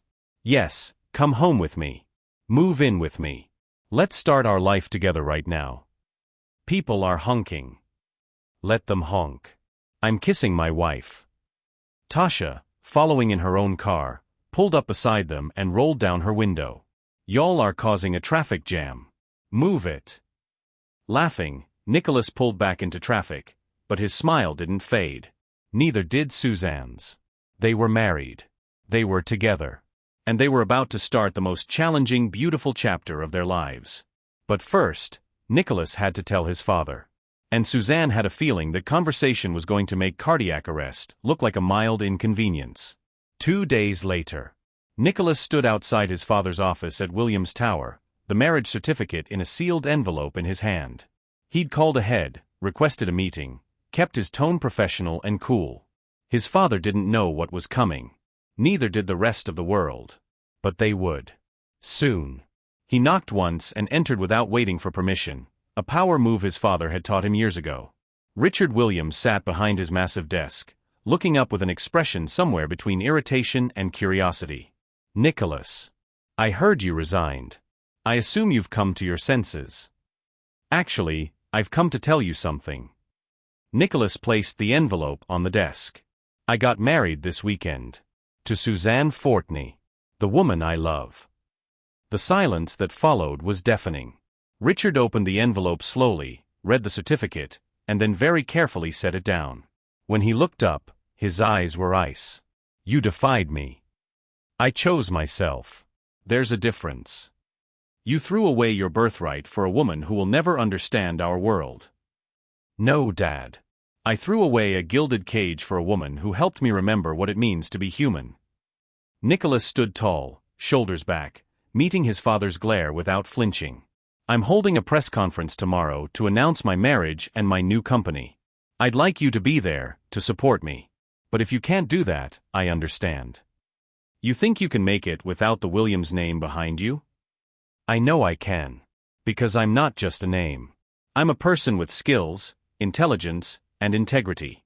Things you taught me, ironically enough, even if you forgot them yourself. Richard stood, his face flushed with anger. Get out of my office. And don't come back until you're ready to apologize and fix this mess. Nicholas picked up the marriage certificate and tucked it back in his pocket. I won't be apologizing, Dad. Because marrying Suzanne is the best decision I've ever made. I just hope someday you'll see that. He walked out with his head high, past his father's assistant, past the employees who whispered and stared, into the elevator that would take him away from Williams Tower, maybe for the last time. But when he reached the lobby and stepped out into the afternoon sun, where Suzanne was waiting for him on the corner, all the tension melted away. How'd it go? She asked, searching his face. About as well as expected. He's furious. I'm sorry. Don't be. Nicholas pulled her close, kissing her temple. I'm not. Are you ready for tomorrow? The press conference. The press conference. The media storm. All of it. Suzanne took a deep breath, then smiled, that beautiful brave smile that had captured his heart 6 months ago. I'm ready. Let's show them what real love looks like. Hand in hand, they walked down the street, two people against the world. And they were just getting started. The press conference was scheduled for 2 p.m. at the Grand Ballroom of the Millennium Hotel, neutral territory, far from Williams Tower and the shadow of Richard Williams's influence. Nicholas had planned it meticulously with Thomas's help, a simple podium, a backdrop with the logo of his new company, Williams Medical Innovations, and seating for about 50 journalists. By 1:45 p.m., there were over 200 people crammed into the space. Suzanne stood backstage, her hands clasped tightly in front of her, trying to control her breathing. She'd called in sick to work, the first time in 5 years she'd done so when she wasn't actually ill. She wore a simple emerald green dress that Nicholas had helped her pick out, her hair pulled back in a sleek bun, minimal makeup. Professional. Confident. At least, that's what she hoped she looked like. Inside, she felt like she might throw up. You okay? Tasha asked, having insisted on coming for moral support. Define okay. Honey, it's going to be fine. You're going to walk out there, stand next to your husband, and show the world that you're not ashamed of loving him. What if they hate me? What if they think I'm a gold digger or that I trapped him or? Then they're idiots who don't deserve a second of your energy. Tasha gripped her shoulders. Suzanne, you saved that man's mother's life. You love him for who he is, not what he has. Anyone with eyes can see that. And the ones who can't? Screw them. Nicholas appeared in the doorway, looking devastatingly handsome in a charcoal gray suit. But his eyes were only for Suzanne. Hey. You ready? No. But let's do it anyway. He crossed to her, taking both her hands. We don't have to do this. We can call it off, keep our privacy, live our lives without. No. Suzanne's voice was firm. We're not hiding. We're not ashamed. So let's go out there and tell our truth. Nicholas kissed her forehead. Have I mentioned lately that you're the bravest person I know? You might have mentioned it once or twice. From the ballroom, They could hear the roar of conversation, the clicking of cameras being prepared, the buzz of anticipation. Thomas appeared, tablet in hand, looking unusually nervous. "They're ready for you. Nicholas, I should warn you, your father is here. Back row. And Amelia Cross is in the third row with her father." Nicholas's jaw tightened, but he nodded. "Good. Let them hear it from us." They walked to the entrance together, and Suzanne caught a glimpse of the crowd through the gap in the curtain. Cameras everywhere. Reporters with notepads and recorders. And yes, there was Richard Williams, stone-faced and rigid in the back corner. Beside him sat a woman who could only be Amelia Cross, blonde, perfectly coiffed, wearing a cream suit that probably cost more than Suzanne's monthly rent. She looked furious. "Last chance to run," Nicholas whispered in Suzanne's ear. "Not a chance. We're in this together." Thomas stepped out first, approaching the microphone. "Good afternoon, everyone. Thank you for coming on such short notice. I'm Thomas Reed, attorney for Nicholas Williams, who will be making a brief statement today. Please hold all questions until the end. Nicholas." Nicholas walked out first, and the room erupted, cameras flashing, voices calling out questions, a wall of noise and light. He stood at the podium, waiting for the chaos to quiet, his expression calm and controlled. Every inch the CEO he'd been trained to be. "Thank you all for coming," he began, his voice carrying easily through the room. "I've asked you here today to make 2 announcements. First, as you may have heard, I've resigned from my position as CEO of Williams Industries to pursue a new venture, Williams Medical Innovations, a company dedicated to developing affordable medical technology for underserved communities." Murmurs rippled through the crowd. This wasn't news, it had leaked already. But they were waiting for the real story. Nicholas's expression softened, and he looked toward the wings where Susan stood. "But that's not the only reason I asked you here today. I want to introduce you to someone very important to me." He extended his hand. "Suzanne, would you join me?" This was it. The moment everything changed. Suzanne took a deep breath and walked out into the lights. The room went silent for exactly 3 seconds. Then exploded. Cameras flashed like lightning. Voices shouted questions over each other. The noise was deafening, overwhelming, but Nicholas was there, his hand finding hers, his presence steadying her. "This is Suzanne Williams," Nicholas said, and the use of his last name, her last name now, sent another wave of shocked murmuring through the crowd. "My wife." The silence that followed was absolute. "We were married this past weekend in a private ceremony," Nicholas continued, his voice strong and clear. "Suzanne is a registered nurse and head of emergency services at Memorial Grace Hospital. She saved my mother's life 7 months ago, and in the process, she changed mine. She's brilliant, compassionate, and the strongest person I've ever met. And I'm honored that she agreed to be my wife." A blonde reporter in the front row shot to her feet. "Mr. Williams, is this the reason you left your family's company? To marry a," she glanced at her notes with barely concealed disdain, "a nurse." Nicholas's expression hardened. "I left Williams Industries because I wanted to build something meaningful. And yes, meeting Suzanne showed me what's truly important in life. But let's be clear, she's not a nurse. She's an incredibly skilled medical professional who saves lives every day. Which, in my opinion, is worth considerably more than moving money around." Another reporter called out, "What about Amelia Cross? There were reports of an engagement." "There was never an engagement. My father attempted to arrange a business merger disguised as a marriage. I declined." Nicholas's voice took on an edge. "I'm not a bargaining chip. And I won't pretend to love someone for the sake of a deal." In the third row, Amelia Cross stood abruptly and walked out, her father following. The cameras swiveled to catch their exit, but Nicholas kept his focus forward. "Mr. Williams," a male reporter called out, "how do you respond to critics who might say this marriage is unconventional? That you've married outside your social class?" Suzanne felt Nicholas's hand tighten around hers, but before he could respond, she stepped closer to the microphone. Her heart was pounding, her mouth was dry, but her voice was steady. "I'd like to address that, if I may." Nicholas looked at her, surprised but supportive. He stepped slightly aside, giving her space. "My name is Suzanne Fortney Williams," she began, looking directly at the reporter. I grew up in Savannah, Georgia. My mother cleaned houses. My father left when I was 6. I put myself through nursing school working 3 jobs. I live in a 1-bedroom apartment in Brooklyn with my best friend. And yes, I married one of the richest men in America. She paused, scanning the room. But I didn't marry him for his money. I married him because he's kind. Because he spent 3 weeks sleeping in a hospital chair to be near his mother. Because he'd rather have dinner at a soul food restaurant than a 5-star establishment. Because when he looks at me, he sees a person, not a status symbol or a transaction. Her voice strengthened. So yes, this marriage is unconventional. We come from different worlds. But love doesn't care about tax brackets or social status. And if that makes people uncomfortable, that's their problem, not ours. The room erupted again, but this time there was a different energy, not just shock, but interest. Respect, even. A young female reporter stood. Mrs. Williams, what do you say to people who might accuse you of being a gold digger? Suzanne smiled, though it didn't quite reach her eyes. I'd say they don't know me.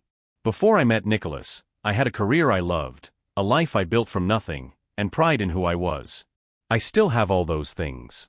His money didn't define me before, and it doesn't define me now. What defines me is how I treat people, how hard I work, and who I choose to love. And I choose him.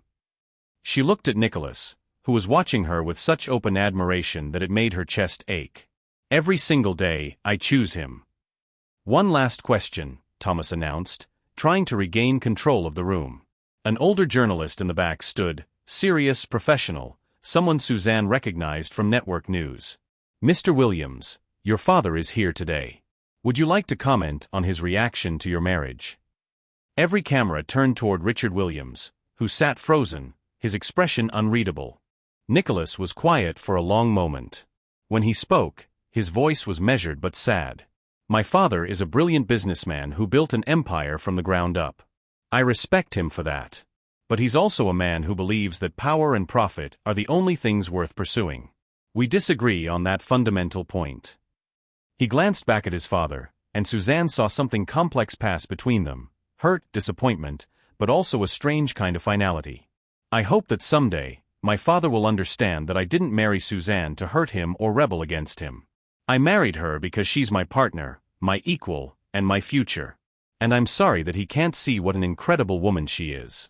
But his inability to accept our marriage doesn't change how I feel about her. Nothing will. Richard Williams stood abruptly and walked out, and the cameras went wild capturing his departure. Nicholas turned away from the exodus, back to the remaining reporters. That's all for today. Thank you for coming. He took Suzanne's hand and led her off stage, away from the flashing lights and shouted questions, into the relative quiet of the backstage area. The moment they were out of sight, Suzanne's legs gave out slightly, and Nicholas caught her, pulling her close. You were amazing, he murmured into her hair. Absolutely amazing. I think I'm going to be sick. That's normal. I feel the same way after every press conference. Tasha burst through the door, her eyes wide. Girl, did you just tell a room full of reporters that you choose Nicholas Williams every single day? Because that was the most romantic thing I've ever heard, and it's definitely going to be the headline everywhere. Thomas followed, tablet already showing the first headlines popping up online. Billionaire's secret wife revealed. Nicholas Williams married to Brooklyn nurse.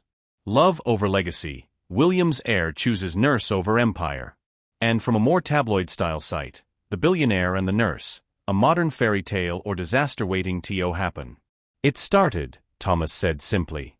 The story's going viral. Every major news outlet is covering it. Social media is exploding. Suzanne, you should probably prepare for. Suzanne's phone, which had been on silent, started vibrating violently in her purse. She pulled it out to see hundreds of notifications, texts, calls, social media mentions, friend requests from people she'd never met. Oh God. Nicholas gently took the phone from her shaking hands and turned it off completely. We knew this would happen. It's going to be intense for a few days, maybe a few weeks. But it'll die down. These things always do. In the meantime, Thomas said, I'd recommend laying low. Maybe take some time off work, Suzanne. The hospital is going to be swarmed with press. As if on cue, Suzanne's work phone, separate from her personal cell, rang. It was her supervisor at Memorial Grace. "I should take this," she said, stepping into a corner. "Suzanne," her supervisor's voice was tight. "I just saw the news. You're married to Nicholas Williams." "Yes.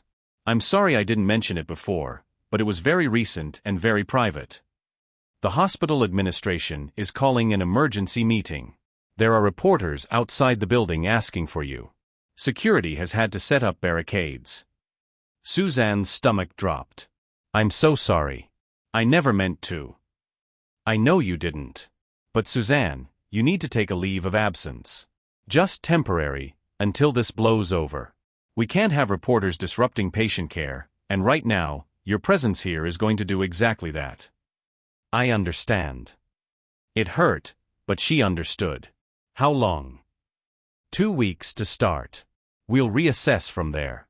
"I'm sorry, Suzanne. You're one of our best nurses, and this isn't fair to you. But it's the reality of the situation." When Suzanne hung up, Nicholas knew immediately something was wrong. "They asked you to take leave." 2 weeks, maybe longer. She tried to smile but couldn't quite manage it. "It's okay. They're right, I'd be a distraction right now." "I'm sorry." Nicholas pulled her close. "This is my fault." "No. This is what we chose. Together, remember." She pulled back to look at him. "I meant what I said in there. I choose you. Every day. Even when it's hard. Even when it costs you your job." "It's not costing me my job. It's just a temporary leave. And honestly..." She laughed, a slightly hysterical sound. "I could use the time to process the fact that I'm now married to a man who apparently makes international news when he sneezes. I don't make international news when I sneeze. Give it time." They left through a back entrance, avoiding the majority of the press, though a few determined photographers managed to get shots of them getting into Nicholas's car. As they drove through the city, Suzanne stared out the window at the world that suddenly felt different. Everything had changed in the span of an hour. Her phone, still off, sat in her lap like a bomb. Her job was on hold. Her name was trending on social media.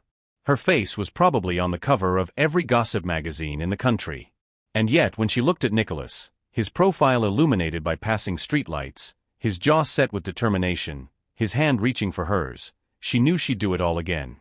Because love wasn't about comfort. It wasn't about taking the easy path or avoiding scrutiny. Love was about choosing someone over and over, even when the world told you not to. "Where are we going?" she asked as Nicholas took an unexpected turn. "Home. Our home." He glanced at her. "I mean, if you want to move in properly. We're married now. We should probably live together." "Your penthouse." "Our penthouse. At least until we find something that feels more like us." He squeezed her hand. "What do you think? Ready to officially move in with me?" Suzanne thought about her tiny apartment in Brooklyn, the life she'd built there, the independence she'd fought so hard for. And then she thought about building something new, together. "Yes," she said. "Let's go home." As they drove through Manhattan toward Nicholas's building, Suzanne caught their reflection in the car window, two people who'd chosen each other despite impossible odds, who'd faced down the world and declared their love publicly, who were about to start a life together in the eye of a media storm. It was terrifying.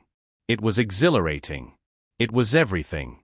And when Nicholas pulled into the underground garage of his building, away from cameras and questions and judgment, Suzanne finally let herself breathe.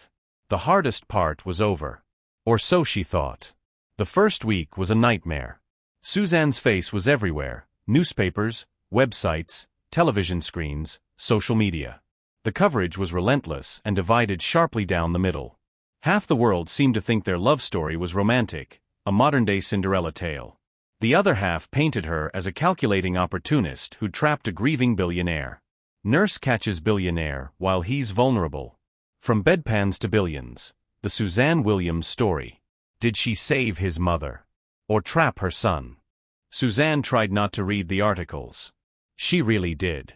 But late at night, when Nicholas was asleep beside her in their penthouse bedroom that still didn't quite feel like hers, she'd scroll through her phone, reading every vicious comment, every accusation, every piece of speculation about her motives. She's not even pretty. He could have had any woman in the world, and he chose her? Give it 6 months. She'll take half his money and run. Gold digger. Plain and simple. Some of the comments were worse. Racist. Vile. Words that cut deeper than she wanted to admit. You're doing it again, Nicholas said softly from beside her. She hadn't realized he was awake. Doing what? He gently took the phone from her hands and set it on the nightstand. Torturing yourself with other people's opinions. I can't help it. They hate me, Nicholas. Half the world hates me, and they don't even know me. They don't matter.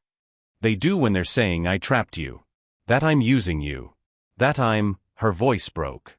That I'm not good enough for you. Nicholas sat up, turning on the bedside lamp. His hair was disheveled, his eyes concerned. Suzanne, look at me. She did, reluctantly. You saved my mother's life. You saw me, really saw me, when I was nobody to you but a scared son. You made me laugh, made me feel human, made me remember that there's more to life than boardrooms and bottom lines. He cupped her face in his hands. You are more than good enough for me. You're everything. But what if they're right?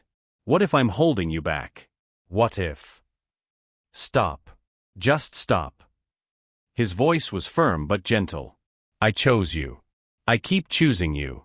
And I'm going to keep choosing you every day for the rest of our lives, no matter what anyone says.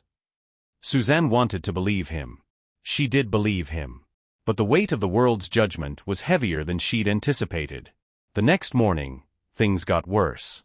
Nicholas was in his home office on a conference call when Suzanne's phone, her personal phone that she'd finally turned back on, rang.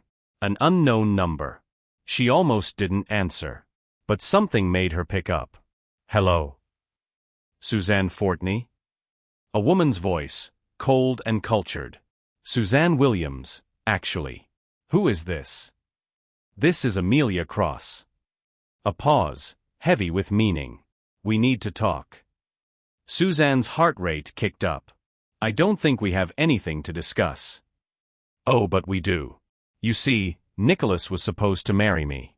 Our families had an agreement. And then you came along and ruined everything. Nicholas made his own choice. Did he? Or did you manipulate a vulnerable man at his weakest moment? Amelia's voice dripped with venom. You saw an opportunity, a billionaire whose mother was dying, and you took it. Quite calculated, really. I almost admire it. That's not what happened. Isn't it? Tell me, Suzanne, how does a small-town nurse from Georgia end up married to one of the most eligible bachelors in the country? Coincidence? Fate? Or careful planning? Suzanne's hands were shaking. I'm hanging up now. Before you do, you should know something. I've hired investigators. They're looking into your past, every debt, every relationship, every secret you've ever kept. And when they find something, and they will find something, I'm going to make sure the entire world knows what kind of woman Nicholas Williams really married. There's nothing to find. Everyone has secrets, Suzanne. Everyone. Amelia's voice softened, became almost sympathetic. You seem like a nice enough person. Why don't you make this easy on yourself? File for divorce, take a generous settlement, and walk away before this gets ugly. Because it will get ugly. And you're not equipped to handle what's coming. I'm not leaving my husband. Then you're a fool. Amelia hung up. Susan stood in the middle of the penthouse living room, phone clutched in her trembling hand, feeling like the walls were closing in. Amelia Cross was coming for her. The media was already tearing her apart. And somewhere out there, investigators were digging through her life, looking for ammunition. She thought about her past, not because there was anything scandalous, but because under scrutiny, even innocuous things could be twisted. Her father leaving. Her mother's struggles. The time she'd been written up at her first nursing job for talking back to a doctor who'd been wrong about a patient's care. The ex-boyfriend from college who'd wanted to be a rapper and might say anything for 15 minutes of fame and a paycheck. Suzanne. Nicholas emerged from his office, concern etched on his face. I heard your phone ring. Everything okay? She should tell him. She knew she should tell him about Amelia's call, the threats, the investigators. But when she looked at him, at the worry already present in his eyes, the stress he was carrying from launching his new company while dealing with his father's rejection, she couldn't add to his burden. "Wrong number," she lied. "Just a reporter who somehow got my personal cell. We can change your number again." "Maybe." He studied her for a long moment, and Suzanne was terrified he'd see through the lie. But then his phone rang, Thomas, about a meeting with potential investors, and the moment passed. "I have to take this," Nicholas said apologetically. "But after? Let's get out of here. Go somewhere normal. Do something that reminds us why we're doing this." "I'd like that." He kissed her forehead and disappeared back into his office, and Suzanne sank onto the couch, Amelia's words echoing in her mind. "You're not equipped to handle what's coming." 3 days later. The first article dropped at 6 a.m. Suzanne was making coffee when her phone lit up with notifications. Text after text from Tasha, from colleagues, from numbers she didn't recognize. She opened the first link with trembling hands. Exclusive: the truth about Suzanne Williams. Sources close to the Brooklyn nurse who captured billionaire Nicholas Williams's heart reveal a pattern of calculated social climbing and a history of troubled relationships. The article was vicious. It painted her as someone who deliberately positioned herself to meet wealthy men, who'd gone to Memorial Grace specifically because it catered to the rich and influential, who'd somehow orchestrated being in the ER the day Eleanor Williams had her cardiac arrest. It was all lies. But they were lies wrapped around just enough truth to seem plausible. Yes, she transferred to Memorial Grace, because it paid better and had excellent training programs. Yes, she dated before Nicholas, but who hadn't? Yes, she'd been interested in Nicholas from the beginning, because he was kind and human and made her laugh. But the article made it all sound sinister. Calculated. Like she'd been running a long con, waiting for the perfect mark. And then came the quotes. "She was always ambitious," said someone identified as a former colleague. "Always talking about wanting more, wanting better. I'm not surprised she landed a billionaire." "Suzanne had a type," said another source, claimed to be an ex-boyfriend. "Successful men with money. She never stayed with anyone who couldn't advance her social status." Suzanne felt sick. The quotes were either completely fabricated or twisted beyond recognition. Yes, she'd wanted more out of life. She'd wanted to escape poverty, to become someone her mother could be proud of. Was that a crime? The article continued, detailing her student loans. How did they get that information? Her modest upbringing, even her father's abandonment, all framed to support the narrative that she was desperate, calculating, willing to do anything to climb the social ladder. The final paragraph was the killer. While Nicholas Williams insists his marriage is based on love, sources close to the family suggest he's being manipulated by a woman who saw an opportunity and took it. "Nicholas is brilliant in business but naive in love," says a Williams Industries board member who spoke on condition of anonymity. "We're all watching this situation closely and hoping he realizes his mistake before it's too late."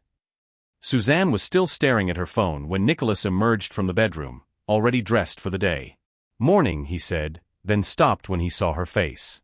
"What's wrong?" She wordlessly handed him her phone. She watched him read, watched his expression shift from confusion to anger to fury. When he finished, he looked like he wanted to throw the phone across the room. "This is garbage. Complete fiction. But it's out there. And people will believe it. No one who matters will believe it." Nicholas, they're quoting people. Colleagues. Exes. "Someone gave them my financial information. That's supposed to be private." Her voice rose, panic setting in. Amelia said she hired investigators. What if this is just the beginning? What if they keep digging until they find something that actually is damaging? "Wait, Amelia? When did you talk to Amelia?" Suzanne realized her mistake too late. "A few days ago. She called me." "And you didn't tell me?" He looked hurt. "Suzanne, what did she say?" "That she was going to destroy me. That I should take a settlement and leave before things got ugly." Suzanne's eyes filled with tears. "And Nicholas, she's doing exactly what she said she'd do. This article, it's just the start. She's going to keep coming, keep digging, keep twisting everything until the whole world thinks I'm some kind of con artist." Nicholas set down the phone and pulled her into his arms. "Then we fight back. We tell the truth. The truth doesn't matter. Not when lies are more interesting. She pulled away, pacing the kitchen. Nicholas, maybe we should. Don't. His voice was sharp. Don't even think about saying what I think you're about to say. But if I left, if I just stepped away for a while, this would all stop. Your father might even take you back. You could salvage your reputation, your relationships. No. Nicholas's voice was steel. Absolutely not. That's exactly what they want, Suzanne. They want to drive us apart. They want you to doubt yourself, to doubt us. And I won't let that happen. But listen to me. He took her face in his hands, forcing her to meet his eyes. I don't care what Amelia Cross says. I don't care what lies the tabloids print. I don't care if the entire world thinks you're a gold digger, because I know the truth.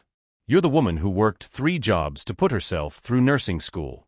Who sends money home to her mother every month even though you can barely afford it. Who saves lives without asking for recognition or reward. Who married me in a tiny chapel with wildflowers because that's all we needed. Tears spilled down Suzanne's cheeks. I'm scared. I know. So am I. He kissed her forehead. But we're not giving up. We're going to call Thomas, figure out our legal options. If someone leaked your financial information, that's illegal. If people are lying about you in print, that's defamation. We have recourse. Fighting back will just make it worse. It'll keep us in the headlines. Maybe. Or maybe it'll show everyone that we're not going to be bullied or intimidated. His jaw set with determination. I didn't give up my father's empire just to lose you to a smear campaign. We're in this together, remember? No matter what. Suzanne wanted to believe him. She wanted to be strong enough to weather this storm. But as her phone continued to buzz with notifications, friends asking if she was okay, strangers sending hateful messages, news outlets requesting comments, she felt herself breaking. What would you do if the whole world was against you? Would you fight for love, or would you walk away to protect the person you love? Drop your thoughts in the comments. The rest of the day was a blur of phone calls. Thomas immediately started legal proceedings against the publication for defamation and against whoever had leaked Suzanne's financial records. Nicholas called an emergency meeting with his PR team, people he'd hired specifically for Williams' medical innovations. But the damage was done. By noon, the story had been picked up by every major outlet. By evening, it was the top trending topic on social media. Opinion pieces flooded the internet. Why we should believe Suzanne Williams. The dangerous narrative around Nicholas Williams's wife. Are we really still calling women gold diggers in 2025? But for every supportive piece, there were 10 more that tore her apart. Suzanne spent the day in the penthouse, curtains drawn, trying not to look at her phone but unable to stop herself. Tasha came over, bringing food and comfort, but even her best friend's support couldn't penetrate the fog of anxiety and fear. This is what they want, Tasha said fiercely. They want you isolated, scared, doubting yourself. Don't give them that power. I don't know how to fight this. I'm a nurse, not a public figure. I don't know how to handle this level of scrutiny. Then learn. Or better yet, be yourself. The real you, not the character they're trying to create. Let people see who you actually are. How? Tasha thought for a moment. Tell your story. Your real story. Not through lawyers or PR people, but in your own words. Take back the narrative. When Nicholas came home that evening, exhausted from meetings and damage control, Suzanne was sitting at the kitchen counter with her laptop open. What are you working on? He asked, loosening his tie. My story. The real one. Not the version Amelia's investigators are creating, but the truth. She looked up at him.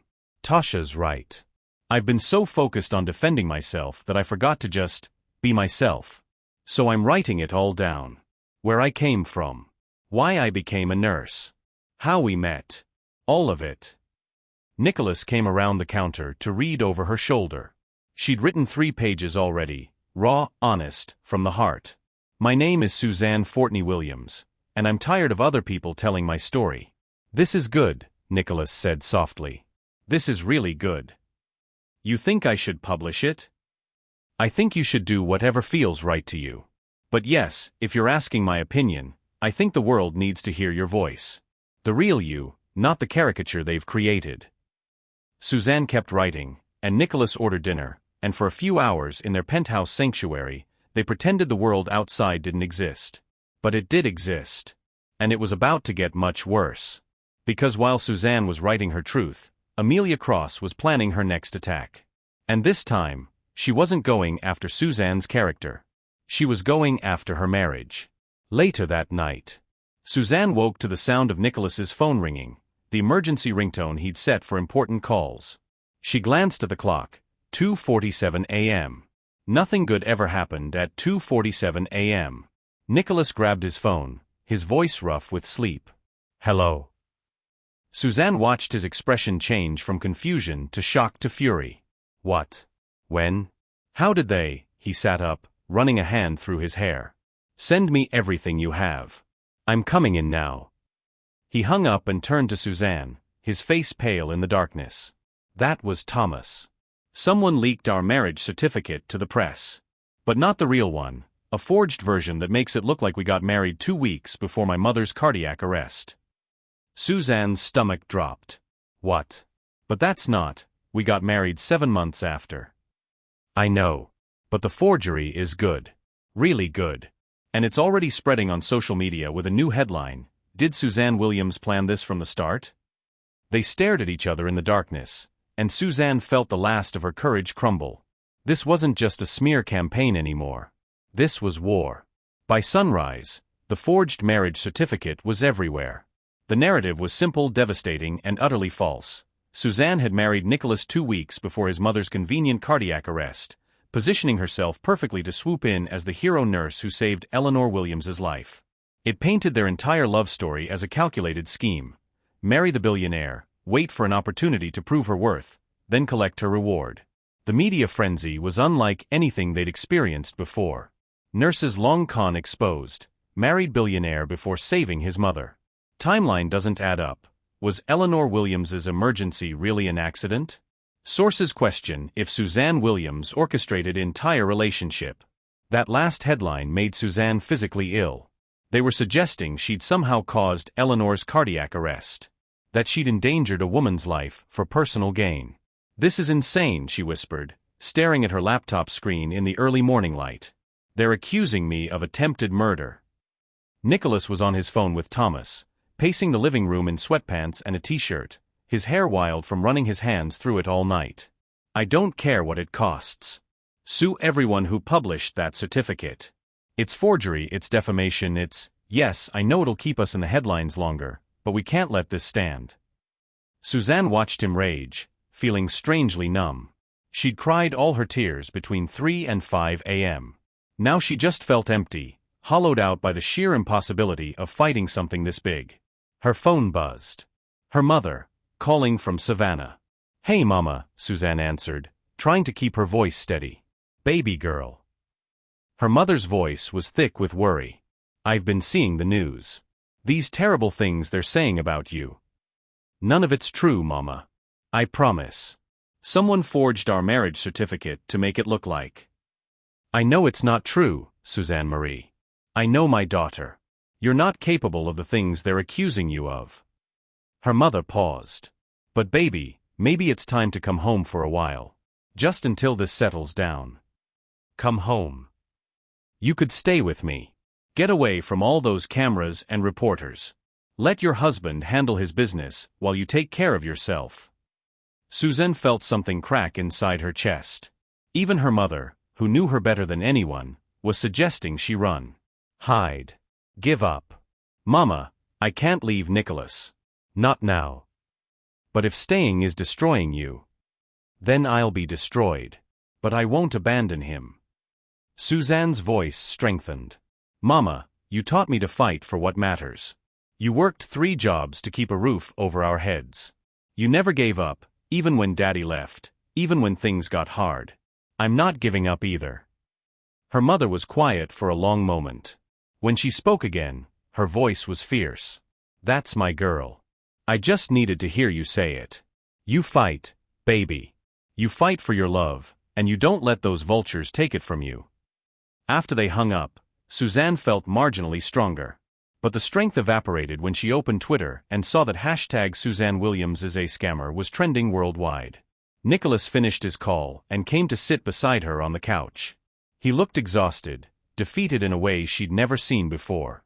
Thomas is filing emergency injunctions against every outlet that published the forged certificate. We have the original, we have witnesses from the chapel, we have date-stamped photos. We can prove it's fake. But by the time we prove it, the damage will be done. Maybe. But we have to try. He took her hand. Suzanne, I need you to know something. No matter what happens, even if we lose everything, even if my company fails, even if the whole world turns against us, I don't regret marrying you. Not for a second. I'm destroying your life. No. Amelia Cross is trying to destroy our lives. There's a difference. His jaw tightened. And I'm done playing defense. It's time we went on the attack. What do you mean? I mean we expose who's really behind this. The forged documents, the leaked financial records, the coordinated smear campaign, none of this is random. Amelia has the resources and the motivation. If we can prove she's orchestrating this, then we look like we're attacking her instead of defending ourselves. Nicholas, that could backfire spectacularly. So could doing nothing. They sat in silence, trapped between impossible choices, when Nicholas's phone rang again. His mother. Mom. Nicholas answered, putting it on speaker. Nicholas, I just saw the news. Eleanor's voice was sharp, angry.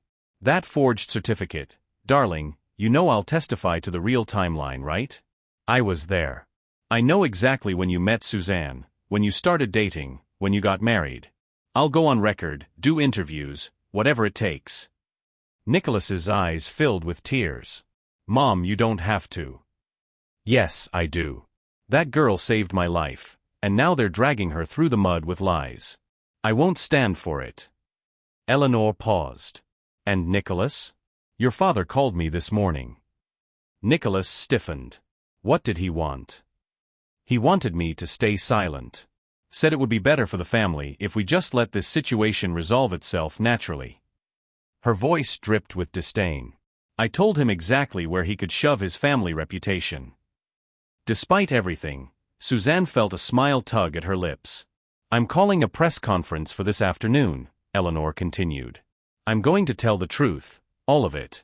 How Suzanne saved my life, how you two fell in love, how proud I am to have her as my daughter-in-law.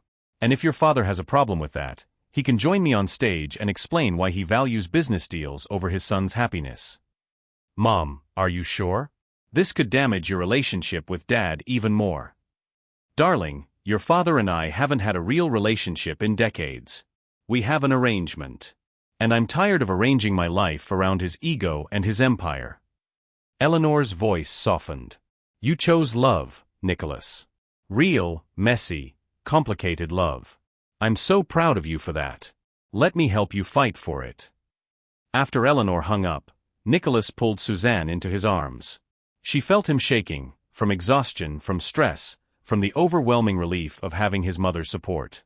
We're going to get through this, he murmured into her hair. I promise. Suzanne wanted to believe him. But a small, terrified part of her wondered if some things were just too broken to fix. That afternoon, Eleanor Williams stood at a podium in the same ballroom where Nicholas and Suzanne had announced their marriage 2 weeks earlier. But this time, the energy was different, hostile, skeptical, hungry for blood. Suzanne watched from backstage with Nicholas, her hand gripping his so tightly her knuckles were white. Ladies and gentlemen, Eleanor began, her voice steady and clear, my name is Eleanor Williams, and I'm here to set the record straight about my son's marriage. Cameras flashed. Reporters leaned forward. 7 months ago, I had a cardiac arrest at a charity luncheon. I was rushed to Memorial Grace Hospital, where I died clinically, for 47 seconds. The medical team that brought me back was led by Suzanne Fortney, a registered nurse with 12 years of experience and a gift for emergency medicine. Eleanor paused, letting that sink in. My son Nicholas was called to the hospital. He was terrified, devastated. And Suzanne Fortney sat beside him in that hallway, not across from him, not standing over him, but beside him as an equal, and gave him comfort when he needed it most. She didn't know who he was. She didn't care about his money or his name. She just saw a scared son who might lose his mother. Suzanne felt tears burning in her eyes. Over the following weeks, as I recovered from surgery, I watched my son fall in love. Really, truly fall in love, not the calculated partnerships he'd been pushed toward his entire life, but genuine, messy, beautiful love. And I watched Suzanne love him back, not for what he could give her, but for who he was. Eleanor's voice strengthened. They got married 7 months after we met, not 2 weeks before, as some forged document suggests. I know this because I was there. I helped Suzanne pick out her dress. I gave Nicholas my mother's wedding ring to propose with. And I watched them exchange vows in a tiny chapel in the Catskills, promising to love each other despite knowing the world would judge them. She looked directly into the cameras. So let me be absolutely clear, Suzanne Williams did not orchestrate our meeting. She did not marry my son for his money. She did not plan some elaborate con. She simply did her job with excellence and compassion, and my son was smart enough to recognize an extraordinary woman when he met one. A reporter called out, "Mrs. Williams, are you saying the forged certificate was deliberately created to damage your daughter-in-law's reputation?" "I'm saying someone went to great lengths to destroy my son's marriage. And I have my suspicions about who." Eleanor's eyes flashed dangerously. "But I'll let the lawyers handle that. What I'm here to do is tell the truth. Suzanne Williams is a brilliant, compassionate woman who saved my life and made my son happier than I've ever seen him. And if the world can't accept that, that's the world's problem, not theirs." Another reporter, "What does your husband think about all this?" Eleanor smiled coldly. "My husband values business arrangements over human relationships. We've agreed to disagree on this matter. Now, if you'll excuse me, I have a daughter-in-law to support and a family to protect, my real family, not the corporate facade my husband prefers." She walked off stage to stunned silence, and within seconds, the room erupted with questions. But Eleanor ignored them all, walking straight to where Nicholas and Suzanne waited backstage.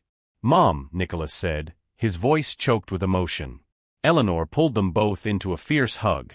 "No one attacks my children. No one." She pulled back, looking at Suzanne with fierce affection. "Your family, sweetheart. And we protect family."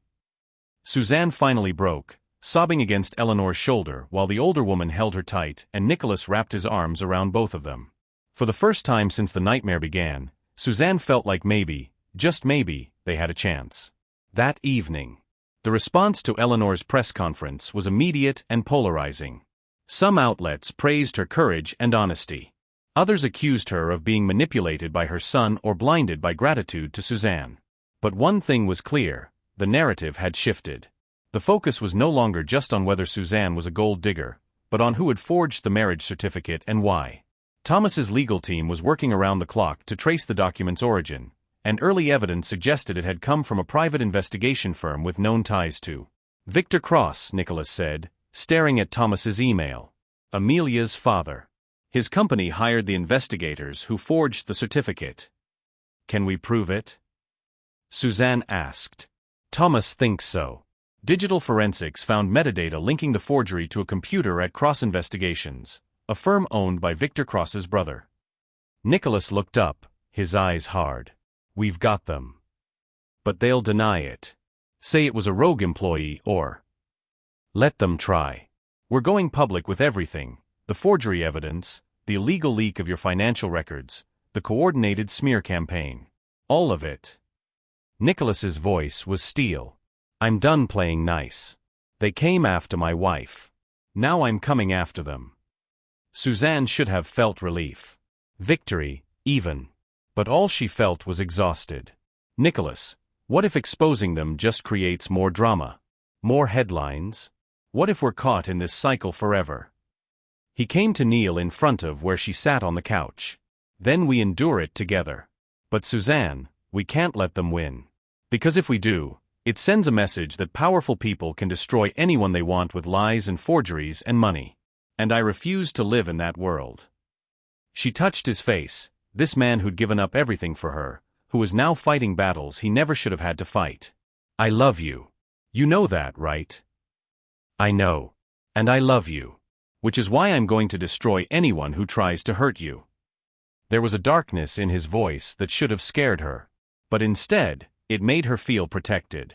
Cherished. Worth fighting for. Okay, she said. Let's do it. Let's expose them all. 2 days later. The headline broke at noon, exclusive. Forged certificate traced 2 cross-family investigators.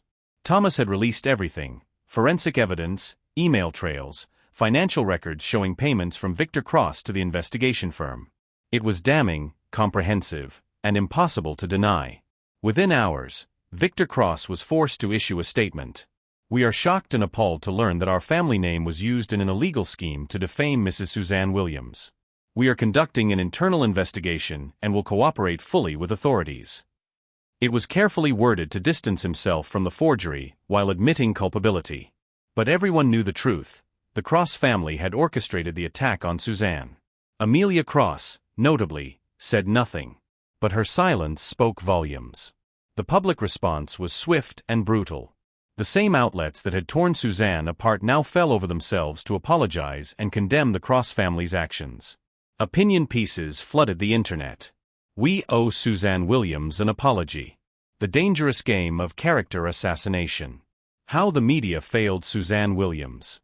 Suzanne watched it all from the penthouse, feeling strangely numb. The vindication should have felt good. But all she could think about was the damage that had been done, to her reputation, her sense of safety, her trust in the world. You okay? Nicholas asked, sitting beside her. I don't know. I should be happy, right? We won. They're exposed. Everyone knows I was telling the truth.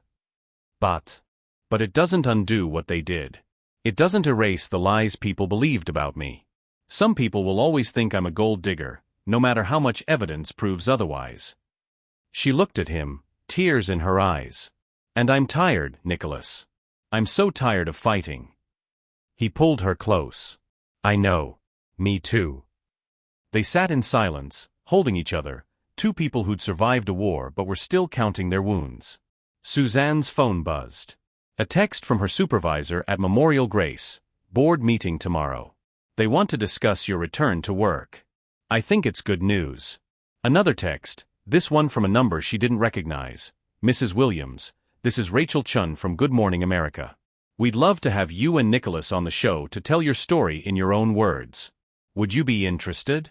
And another from Mama Lou, girl, get yourself down here. I'm making your favorite, and you need real food and real people. Tonight.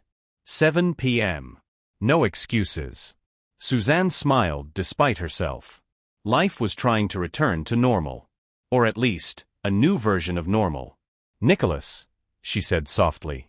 Yeah. Let's go to Mama Lou's tonight. Let's remember who we are underneath all of this.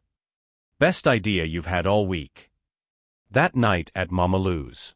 The restaurant was packed as always, but Mama Lou had saved them a table in the back, their table. As they walked through the crowded space, something unexpected happened. People started clapping. First just one person, then another, then the entire restaurant erupted in applause. Strangers stood, smiled, offered words of support. You too give us hope.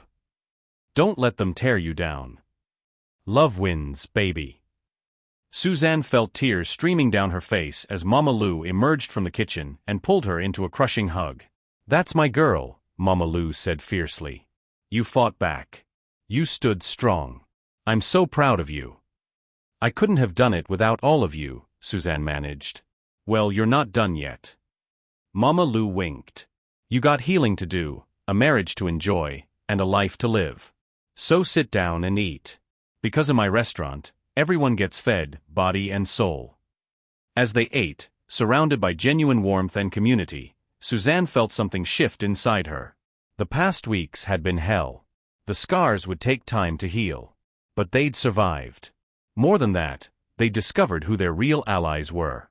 Eleanor, Thomas, Tasha, Mama Lou, and most importantly, each other. What are you thinking? Nicholas asked, watching her. That I want to do that interview. With Good Morning America. I want to tell our story, not to prove anything to anyone, but just to share what we've learned. Which is that love is worth fighting for. Even when it's hard. especially when it's hard. She took his hand. And that sometimes, the people who seem most different from you are exactly the people you need in your life. Nicholas raised his glass of sweet tea. To surviving hell and coming out stronger. Suzanne clinked her glass against his. To us. And to whatever comes next.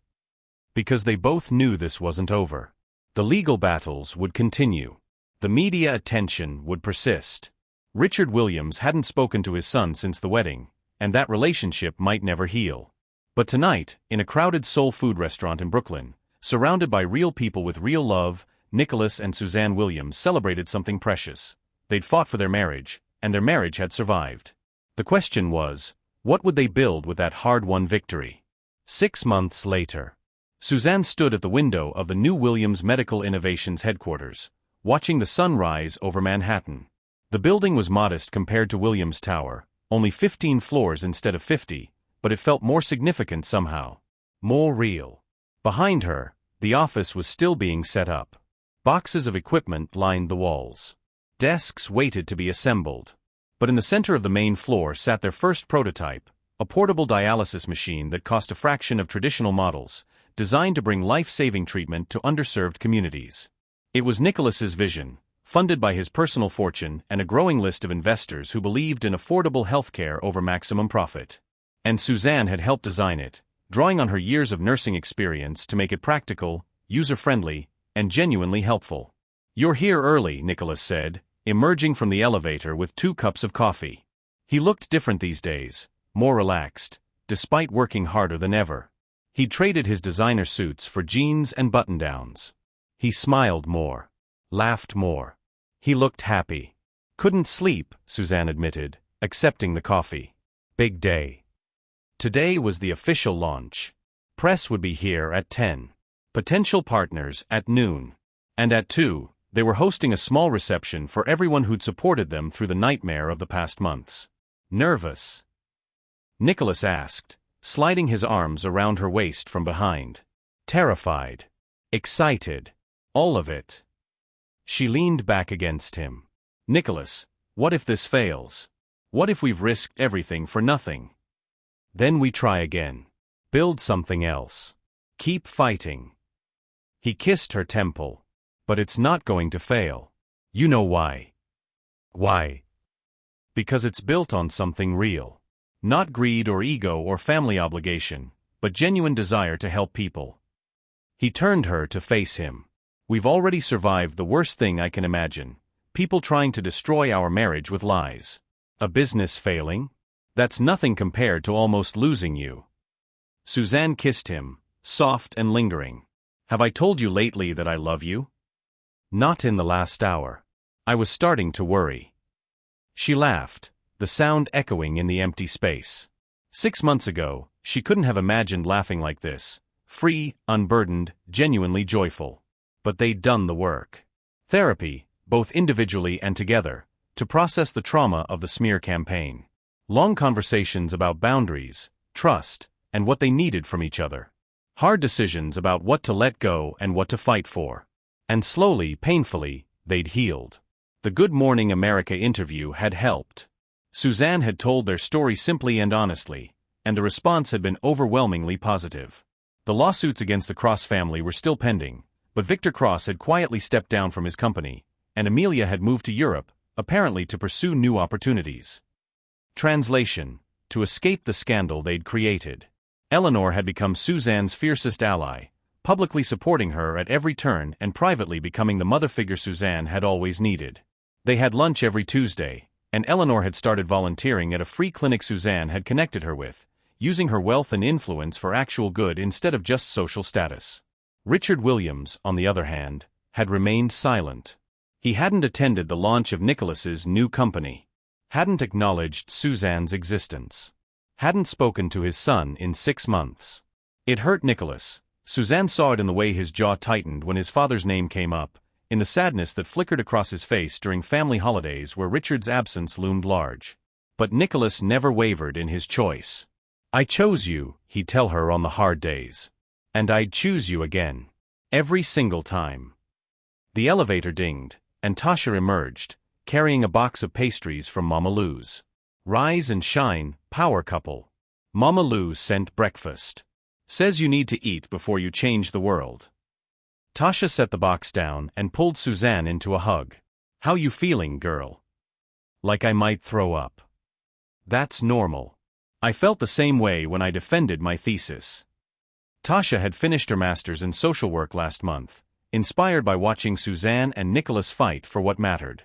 But you're going to kill this. Both of you.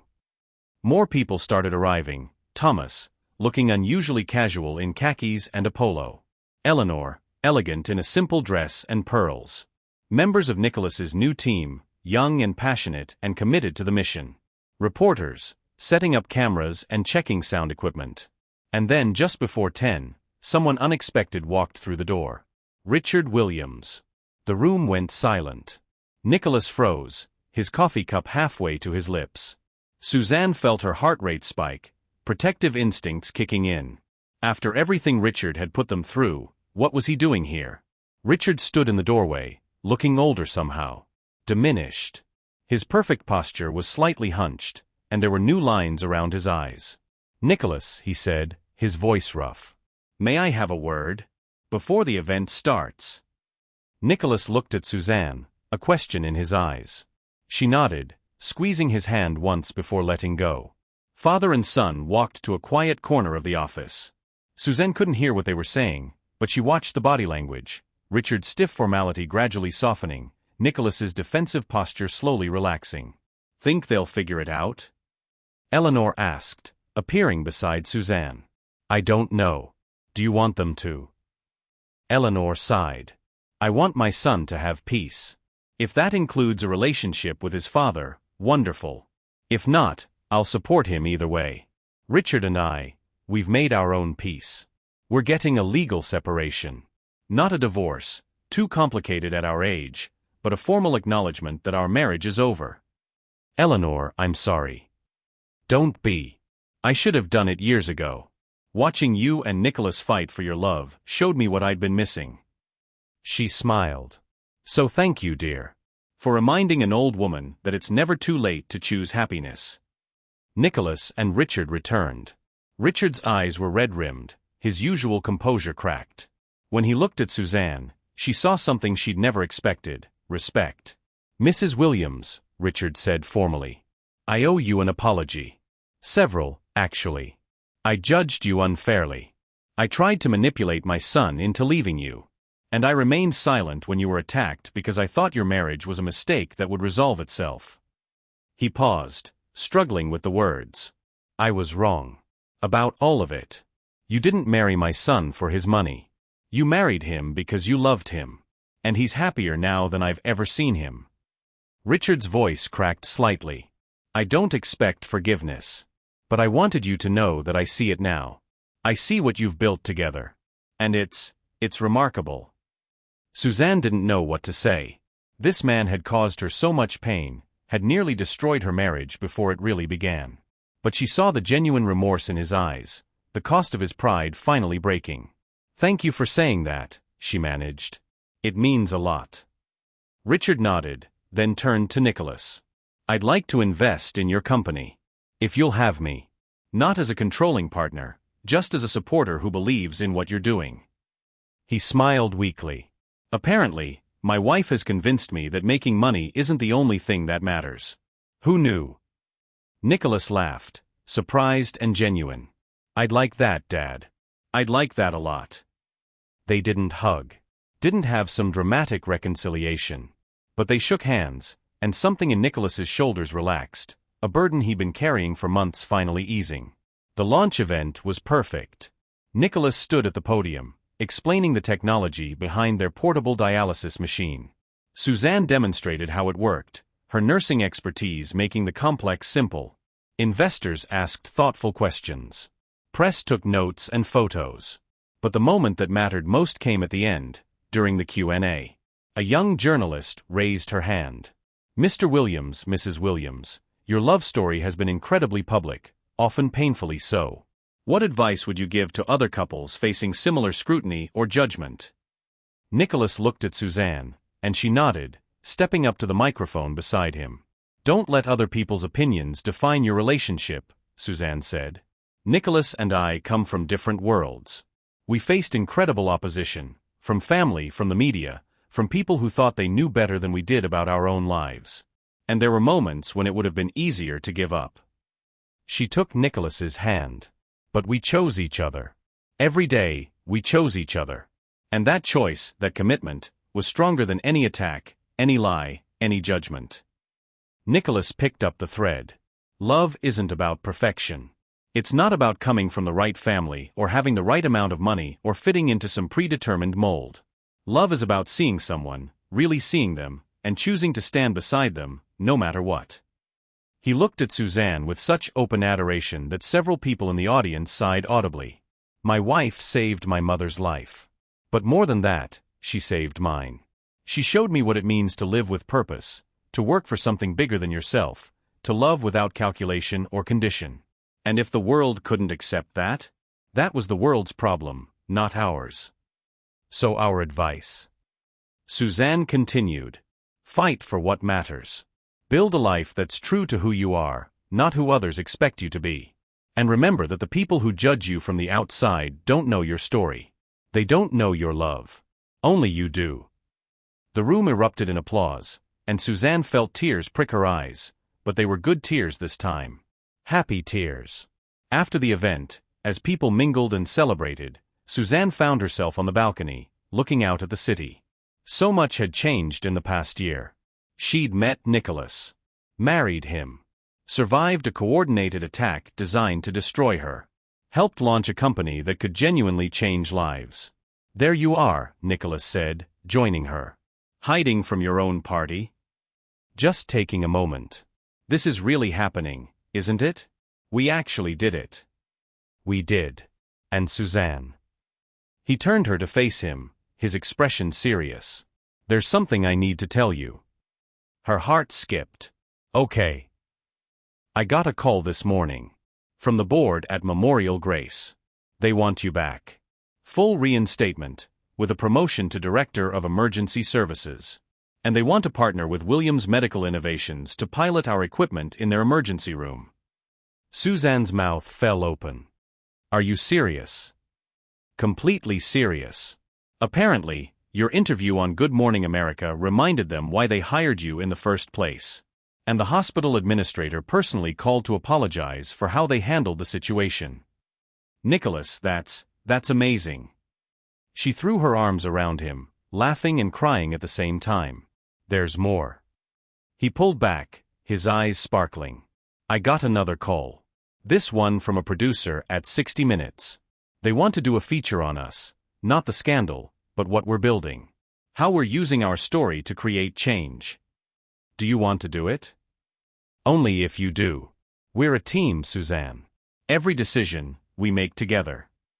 She thought about it. More publicity meant more scrutiny, more opportunities for people to judge or criticize. But it also meant a platform to share their message, to show that love could survive anything, that purpose mattered more than profit. Let's do it, she said. Let's tell our story. The whole story. And let's show people what's possible when you refuse to give up on what matters. Nicholas kissed her, soft and sweet, and Suzanne felt the last piece of something broken inside her click back into place. They'd survived the fire. Now they were building something beautiful from the ashes. 1 year later. The 60 Minutes piece had aired to record viewership.